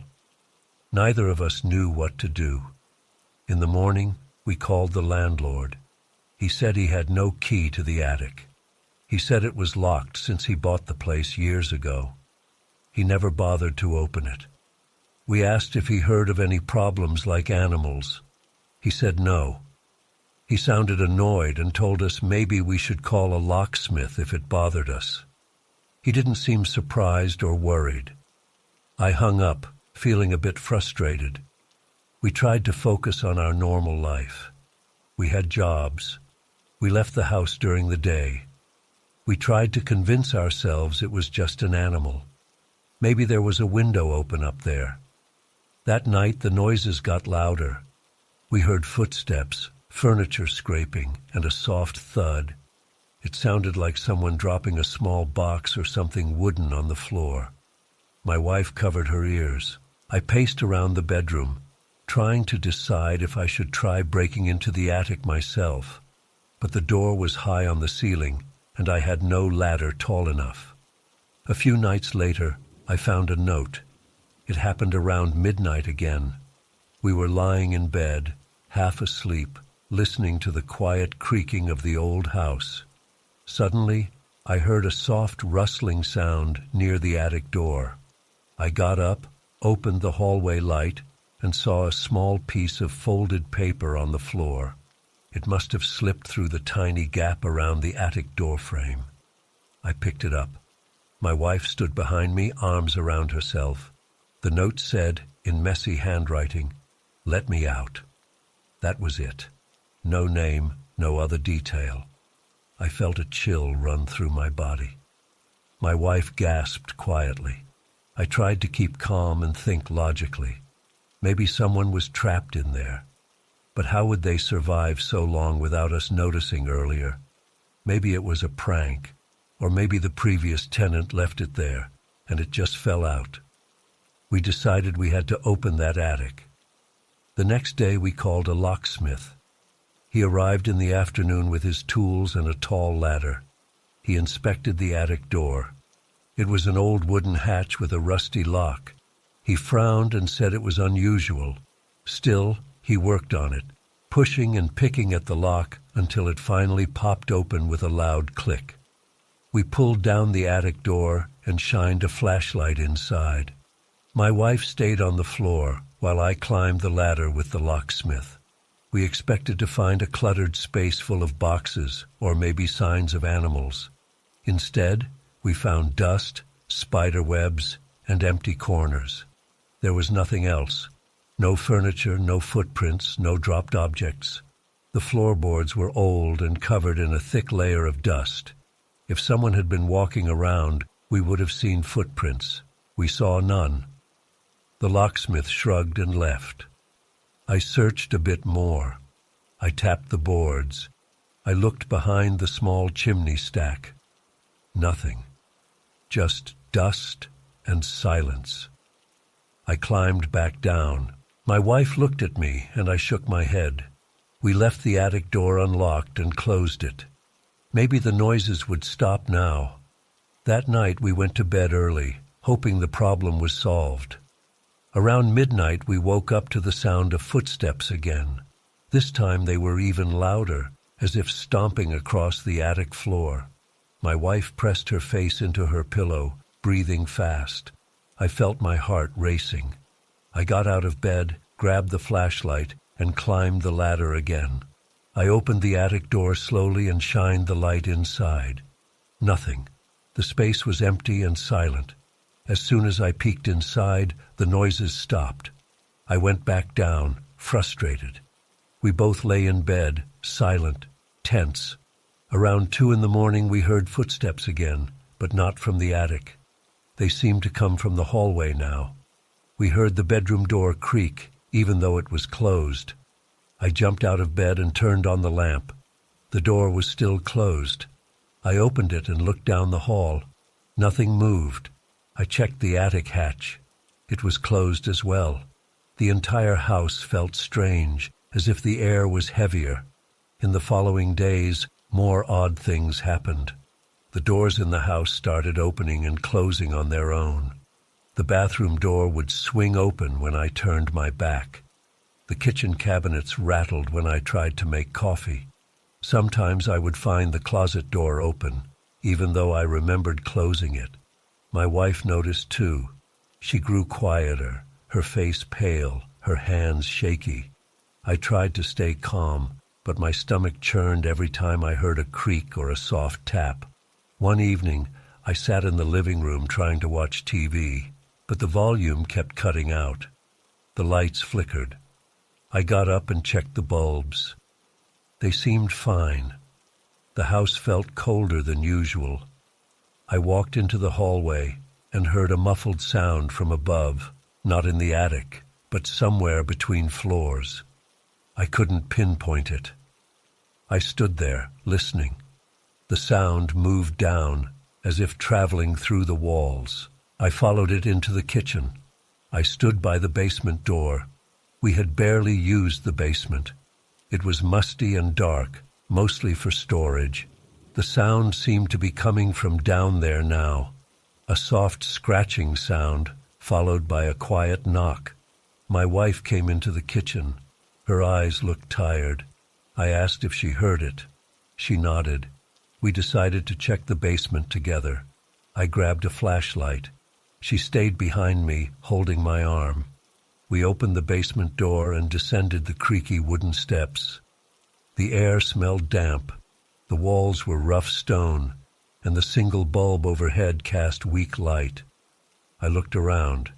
We had a few boxes stacked in a corner and some old shelves left by a previous tenant. Nothing else seemed out of place. I moved the flashlight beam slowly across the floor, the walls, the ceiling. The sound had stopped.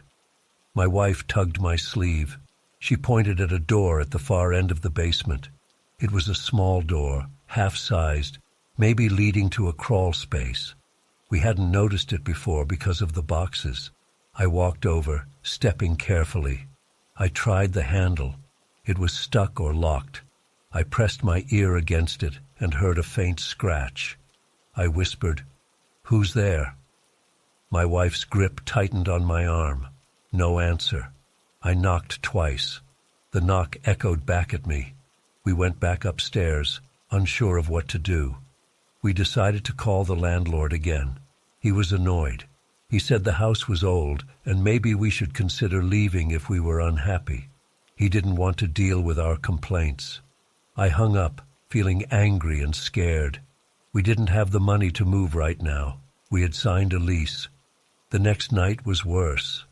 We heard footsteps in the attic, doors opening and closing on the first floor, and then heavy thumping sounds from the basement. It sounded like something hitting the stone walls.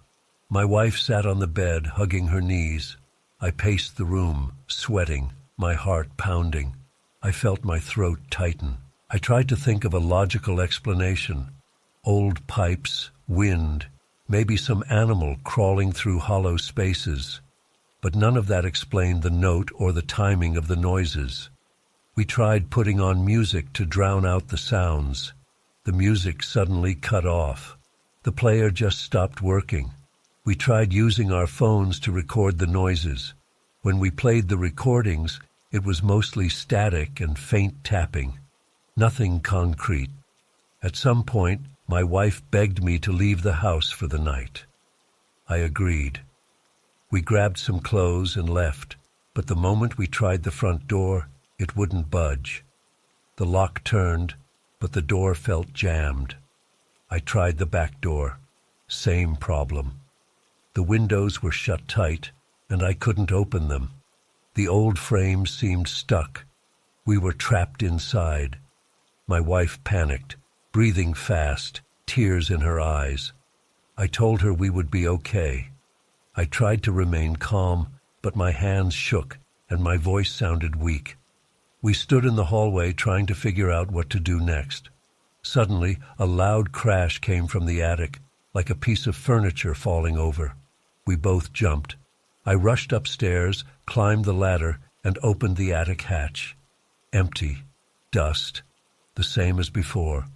Downstairs, a door slammed. I rushed back down.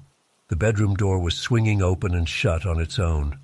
My wife stood in the living room, biting her lip, tears on her cheeks. She pointed at the basement door. It was slightly open now. We had closed it, but now it stood ajar by a few centimeters. I swallowed hard and walked toward the basement door. It creaked as I pushed it open. The light down there flickered. I called out, "We don't want any trouble." My voice echoed. No response. We went down together, step by step, hearts pounding. The small door at the back of the basement was now wide open. That door had been stuck before. Now it was open, revealing a narrow passage. I shined the flashlight inside. It led to a small chamber, barely big enough to stand up in. The floor was dirt, the walls brick. Something moved inside. A shadow shifted. I whispered my wife's name and told her to stay back. I stepped inside the small chamber. The smell was stale, like old soil and mildew. I saw footprints in the dirt, fresh footprints that didn't match my shoes. I followed them to the far end, where there was another tiny door, even smaller, maybe a meter high. It stood half open, revealing darkness beyond. I crouched down and peered inside. I heard breathing, slow, steady breathing. My scalp prickled. I backed away, nearly tripping on the uneven ground. Behind me, my wife gasped. I turned around quickly. She had backed up into the main basement area, pointing above us. I heard something scuttling along the ceiling, a soft scraping of nails on wood. I swung the flashlight up but saw nothing, just the bare beams and pipes. My heart hammered. I grabbed my wife's hand and we ran upstairs. Once in the kitchen, we heard footsteps on the ceiling again. They moved from the attic down through the walls. Doors slammed. The whole house seemed alive with noise. We tried the front door again. This time it opened. We stumbled out onto the porch, breathing hard. The night air felt like a shock of cold water. We looked back at the house. It stood quiet and dark. We got in the car and drove to a motel. We didn't return the next day. We called the landlord and demanded he let us break the lease. He refused at first, but after some firm words and the mention of calling authorities, he relented. We arranged to move out as soon as possible, losing our deposit, but we didn't care. A few days later, we came back with friends during daylight to grab our belongings. The house felt silent and stale, as if nothing had ever happened. The attic was empty. The basement door was closed. We worked fast, packing everything. I kept glancing at the attic hatch, expecting it to open. It never did. We left before dusk. We never found out who wrote that note. We never found out what made those noises. We never saw anyone. We just heard steps, saw doors move, and felt trapped. We talked about it afterwards, tried to make sense of it, but we ended up accepting that it was something we couldn't explain. We moved to a new apartment, newer and brighter, with no locked doors. We slept better, but sometimes at night, I still think I hear footsteps above me. I know it's just my mind playing tricks. At least now I can turn on the light and see an empty ceiling.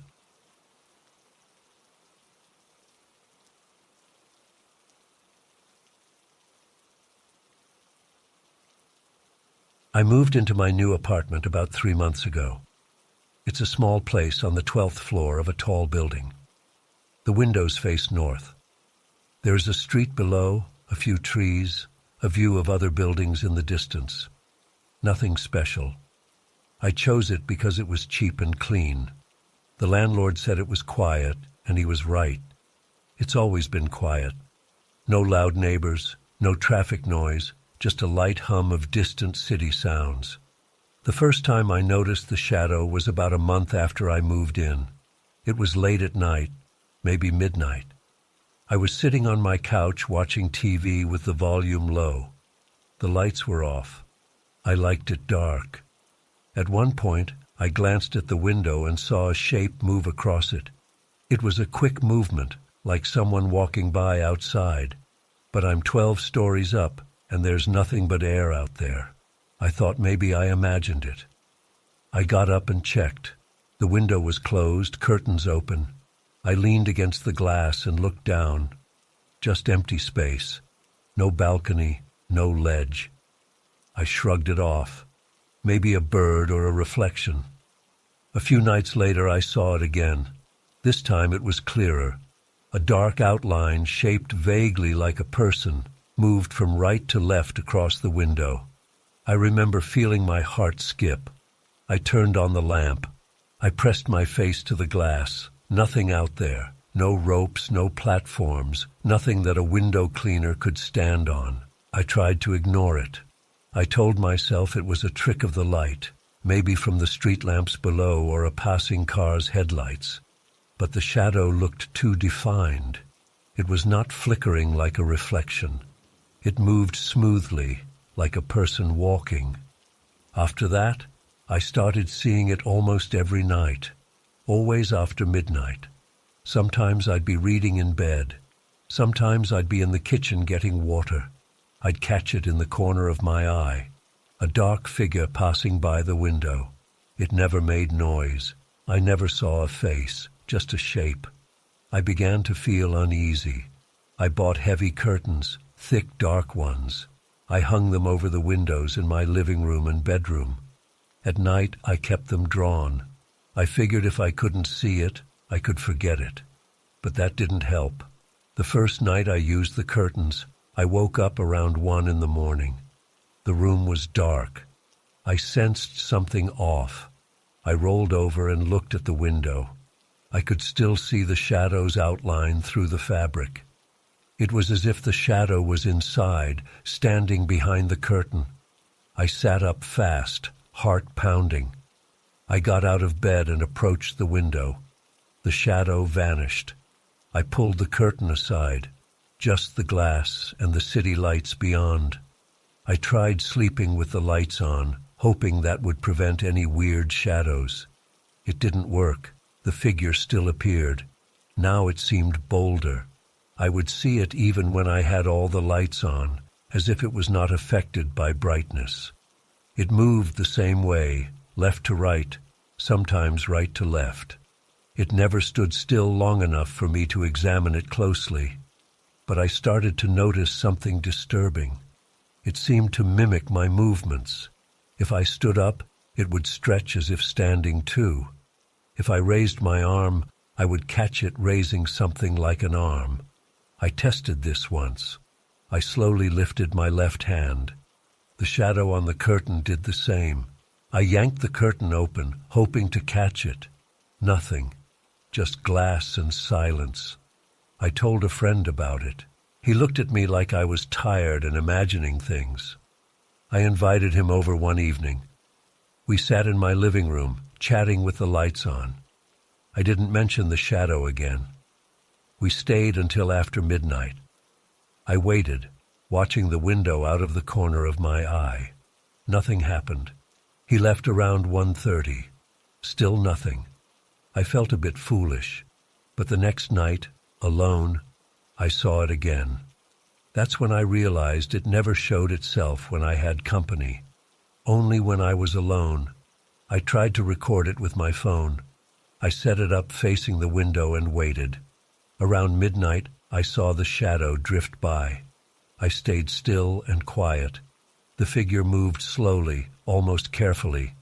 After it passed, I checked my phone. The recording showed nothing. Just me, the curtains, and the quiet room. No shadow. I felt my stomach twist. Either it was something I alone could see, or it did not appear on camera.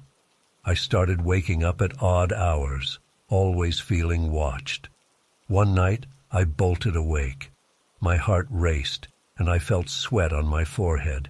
I looked at the window. The curtains were open. I always kept them closed at night, but now they were pulled aside. I walked over slowly, breathing fast. The glass felt cool to the touch. I leaned closer and saw something like a smudge on the inside of the glass. It looked like a handprint, 5 faint marks pressed against the window from inside the room. I pressed my own hand over it. It didn't match my hand size. It was slightly larger, the fingers longer. I tried wiping it off, but it was clean. No residue, just the faint outline of something that had been there. I felt a surge of fear. My legs trembled. I checked the doors and windows. Everything was locked from the inside. I ran to the bathroom, splashed water on my face, and tried to calm down. When I came back, the curtains were closed again. I had not touched them. At that point, I considered leaving, but I had a lease. I didn't have money to move out so soon. I told myself I was just stressed, maybe seeing things. But I knew better. Something was in that apartment with me. It never spoke or made noise. It only showed itself as a shadow on the window. I realized it was never really outside. It was always inside, using the window as a surface to display its shape. That thought made me nauseous. I started sleeping with all the lights on and the TV playing softly. Sometimes I'd wake up and see the shadow flicker on the wall next to the window, as if shifting position. I tried ignoring it, pretending I didn't see anything. If I stayed still and quiet, it seemed less active, but I could feel it watching. Over time, the shadow became clearer. Before, it was just a rough outline. Now I could make out more detail. Its head shape was more defined: shoulders, arms, a torso. It looked human, but not quite. The limbs were slightly too long, the head shape a bit off. When I moved, it moved. When I raised my right arm, it raised its left, like a mirror image. When I bent down, it bent too. One evening, I decided to confront it. I stood in front of the window, curtains open, lights on. I said out loud, "Who are you? What do you want?" My voice sounded shaky.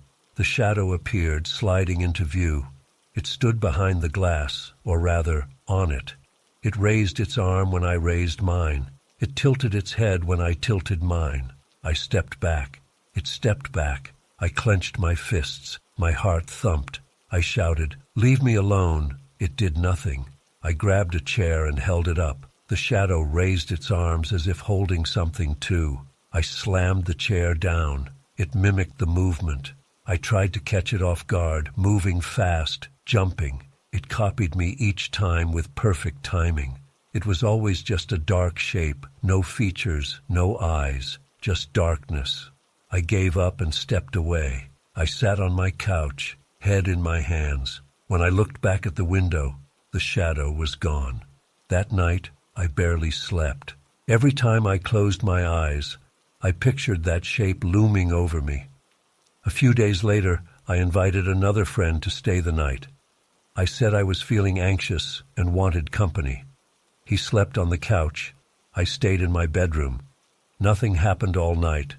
No shadow, no handprint, no strange movement. In the morning, I told him I felt better.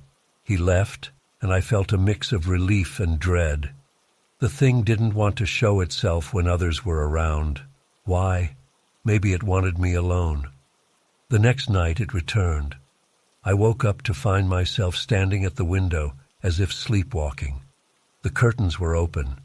I was staring at my own reflection, except the reflection wasn't right. I realized the shadow stood there, overlapping my reflection. It was so close to me I could almost feel it. My heart hammered. I stepped back and reached for the curtain. The shadow's arm moved with me. I pulled the curtain closed. For a moment, I felt something resist, like a soft tug. Then the curtain closed, and I was alone. I stood there breathing hard, feeling sweat trickle down my neck. I had not opened that window. I had not planned to stand there. It felt like it had pulled me from bed. I started feeling lightheaded at random times. I lost my appetite. I felt watched all the time, even during the day. I'd come home from work and walk straight to the window, daring it to appear. During the daytime, it never showed. The sunlight seemed to keep it away, but I could sense it waiting. Nights were the worst. Even with all the lights on, I would catch glimpses of it. If I turned away, it would shift.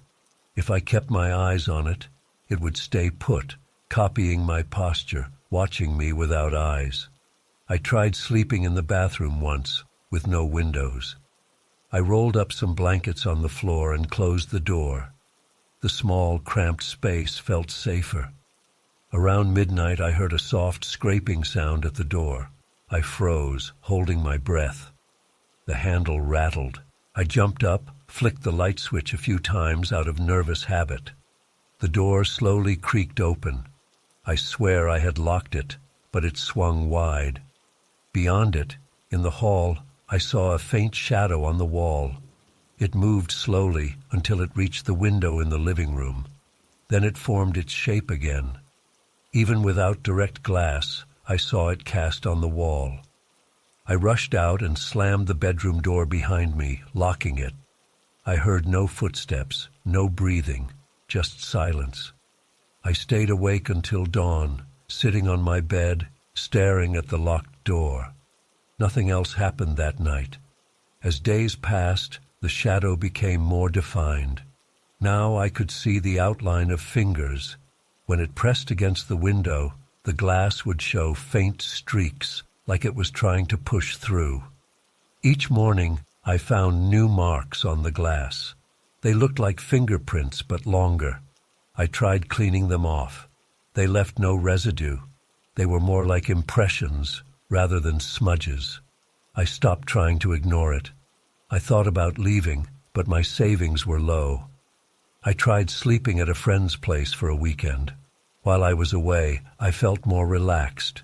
No strange dreams, no sense of being followed. But when I returned home, I saw that the curtains were open again. The bed sheets were dragged halfway off the bed. The glass had more prints. It was waiting for me. One night, I decided to test something. I stood at the window and slowly moved my hand toward the glass. The shadow, of course, mirrored me. As my hand got closer, I noticed its hand didn't line up with my reflection's position. It reached the glass slightly before me. It was always a fraction of a second ahead, as if it knew what I would do. I touched the glass. It touched the glass on its side. I felt a slight chill, as if the pain was colder where its hand met mine. My hand trembled. I pulled away fast, almost falling backward. That night, I barely slept. I kept thinking that at some point, the shadow might do more than just show itself. Maybe it would break the glass. Maybe it would step through. The idea made my chest tight. Around 3 a.m, I sat in bed, listening. The apartment was silent. I turned my head to the window. The curtains were closed. I could see their outline in the dim light. Suddenly, I heard a soft rustle of fabric. The curtains parted by themselves, slowly revealing the window. The shadow stood there, pressed close, its hand flattened against the glass. I could see the shape of its fingers more clearly than ever. They were long and thin. It leaned closer, as if trying to peer in. My heart felt like it would burst. I pressed my back against the headboard, my eyes wide, breathing fast. I whispered, "Go away." My voice sounded dry. It didn't move. It stayed there, quiet and still. I lifted my hand slowly. It lifted its hand too, matching my movement. I tried a sudden jerk to the left, hoping to confuse it. It matched me perfectly. I kicked my foot against the bed frame. It seemed to twitch in response. I jumped out of bed, ran toward the hallway. It followed along the window, sliding smoothly, always facing me. I grabbed my keys and my phone, raced to the door. As I unlocked it, I glanced back. The shadow pressed both hands against the window now. I heard a faint creak, like glass under pressure. I opened the door and sprinted down the hall, barefoot, heart pounding. I spent the rest of the night in my car, parked outside. When the sun came up, I returned to the apartment to grab a few belongings. I decided I would break the lease and leave. I didn't care about the money. I climbed the stairs slowly, keys in hand, expecting something terrible. When I entered, the apartment was silent and still. The curtains were closed, the windows were clean, no fingerprints, no marks. It looked normal, almost welcoming, but I knew better. I packed a bag, avoided looking at the window, and left. I never went back. I sent a letter to the landlord, said I had to leave due to personal reasons, and accepted the loss of my deposit. A friend helped me find a new place to stay temporarily. At night, I sometimes dream of that shadow. I dream it's pressing against the glass, waiting to break through. I wake up sweating, clutching the sheets. But in my new place on the second floor, I keep the curtains open. I see the street lights, the passing cars, and no shadows that don't belong. I try not to think about what would have happened if I stayed longer. I'm just glad I left before it did something worse.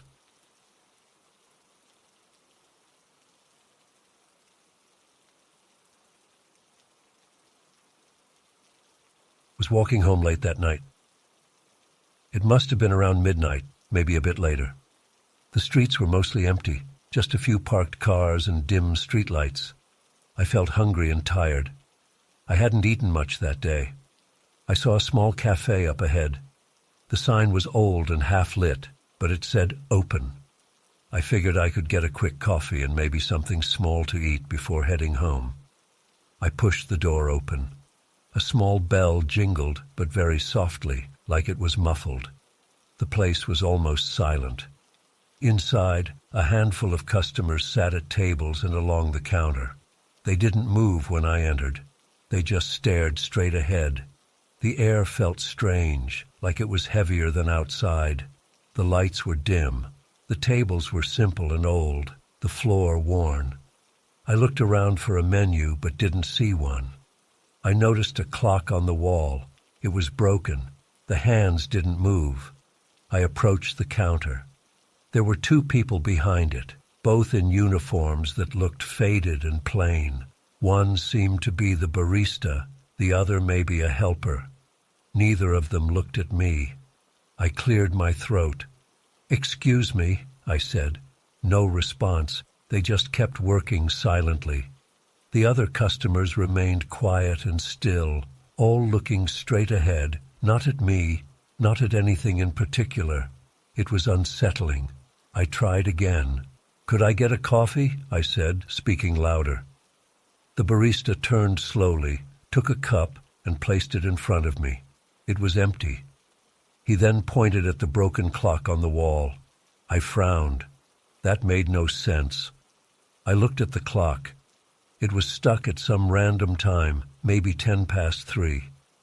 I turned back to the barista. "I need coffee," I repeated. He said nothing. He just looked at me for the first time, eyes dull, not blinking. Then he nodded slowly and turned away. I picked up the cup. It felt normal. I smelled it. Nothing. It was empty, completely dry. I put it back down. I could feel the stares of the customers now, or maybe it was just my imagination. I looked around. They hadn't moved, but something felt off. Their eyes seemed focused on me now, not on the empty space. Their heads were slightly turned, following my movements. I felt a tightness in my chest. I decided this place was too weird. I would just leave and find another spot. I walked to the door and grabbed the handle. It didn't budge. I tried pulling harder. It felt locked, but I saw no latch or keyhole. It was just stuck. I rattled it a bit, making some noise. No one reacted. I turned back to the room. The customers still stared. The staff behind the counter were silent, barely moving. My heart rate picked up. I walked back to the counter and said, "Hey, the door is stuck." The barista didn't respond. I tried to make eye contact. He glanced at me, then at the empty cup, then at the clock. I gritted my teeth.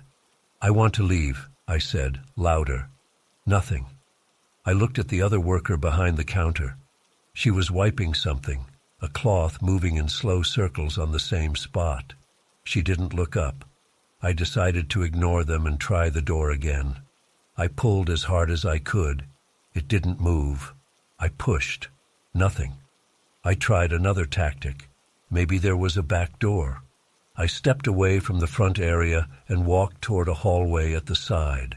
As I moved, the customers slowly turned their heads to follow me, still not speaking. I could hear my footsteps echo slightly. The hallway led to a small restroom and a storage room. Both doors were closed. I tried the storage room door. Locked. The restroom door opened, but it was just a tiny bathroom with an old sink and a toilet. No window, nothing useful. When I came back to the main area, the customers were still seated, but now they looked different. They seemed more alert, sitting up straighter. Their eyes definitely followed me this time. The staff were behind the counter, working silently, placing cups and plates with no food or drink on them. The silence was unsettling. I could hear my own breathing, quick and shallow. I tried talking again. "What do you want? Let me out." I was tense, my fists clenched. The barista placed the empty cup in front of me again, tapping it once. I picked it up and slammed it down on the counter. "I asked for coffee," I said, voice shaking. He didn't flinch. He pointed again at the clock. I looked over at it, still broken. The time hadn't changed. I noticed something else. The customers were not looking straight ahead anymore. They were looking directly at me. I could see their eyes more clearly now. They looked dull and flat, no reflection. One of them, a man in a suit, started to stand up. He did it slowly, like he was stiff. Another customer, a woman in a gray coat, followed. Soon all of them began to rise from their chairs. They still didn't speak. They stood there, watching me. My heart pounded. I backed away, stepping toward a corner of the cafe. The employees behind the counter remained where they were. The customers started to move in slow, deliberate steps, forming a loose circle around me. I raised my hands. "Stop this," I said, almost shouting. They kept moving. I thought maybe I could break a window. I reached for a chair. It felt heavier than normal, but I managed to pick it up. I swung it at the nearest window. The glass didn't crack. It felt solid, almost like plastic. I hit it again, harder. Nothing. The customers were closer now. I could smell something musty, like old clothes.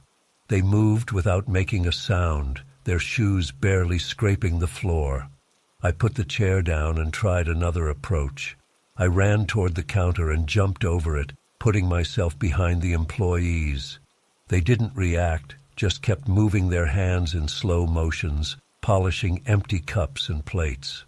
I looked around for a back door. There was a small door behind the counter. I tried the knob. Locked. I kicked it hard, once, twice.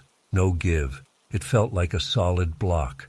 The customers were moving toward the counter now, surrounding it on all sides. I was trapped behind it.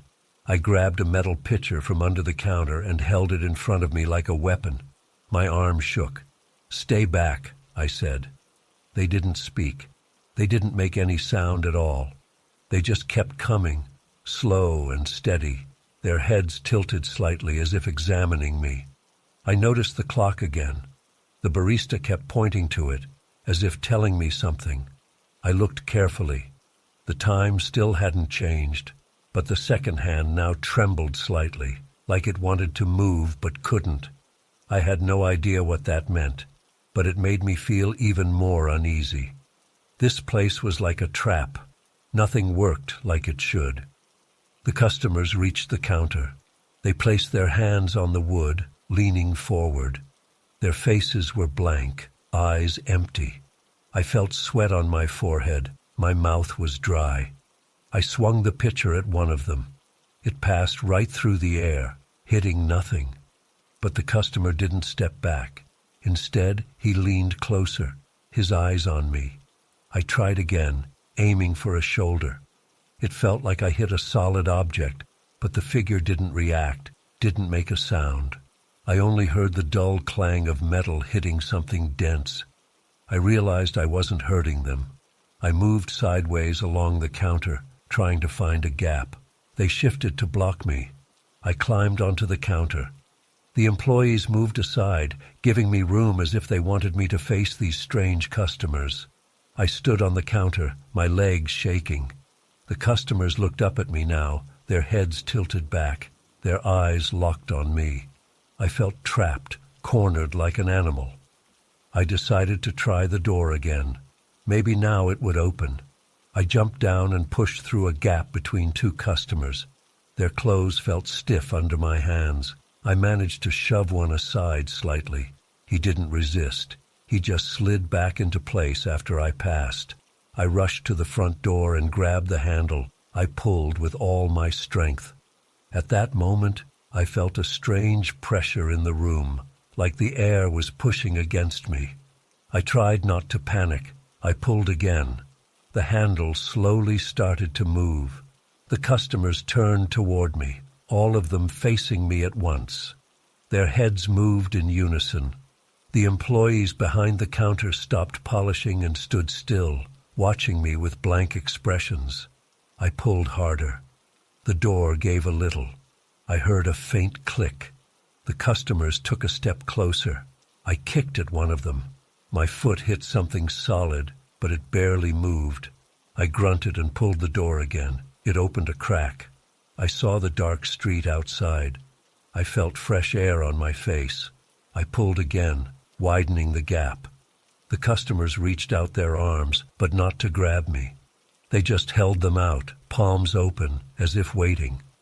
I squeezed through the gap in the door, my shoulder scraping the frame. Once I got half my body out, I felt less resistance. I pushed the door fully open and stumbled out onto the sidewalk. I turned around to look into the cafe.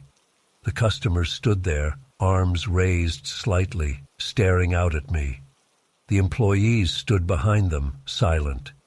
The barista reached for the empty cup and held it up, shaking it lightly as if to say something. Then, without a sound, he placed it down and stared at me. I slammed the door shut. I expected them to follow, but they didn't. The street was quiet. I looked around. It was dark and empty. No cars drove by. I stepped back from the cafe window and looked at the sign. It was still lit. The inside looked normal now. The customers sat at their tables, staring straight ahead again. The employees stood behind the counter, working silently. I rubbed my eyes. Had I imagined it? I checked my watch. The time was exactly the hour the broken clock had shown inside. That was impossible because my watch had been showing a different time earlier. I felt confused and nauseous. I took a deep breath of the cool night air. I walked down the sidewalk, away from the cafe, looking over my shoulder. After a few steps, I stopped and turned around fully. The cafe sign flickered. Then, for a brief moment, I could have sworn the lights inside went out and then on again. The next morning, I woke up early and returned to that spot. I wanted to see the cafe in daylight, maybe ask someone else if they knew about it. When I got there, I found nothing. There was no cafe. In its place was a closed shop with boarded-up windows. Old newspapers were plastered to the wood. The sign I saw the night before was gone. I circled the block, confused. Maybe I had the wrong street, but I recognized the area. It was definitely the right place. No cafe, no sign, nothing. I asked a passerby if they knew of a cafe around there. They shook their head.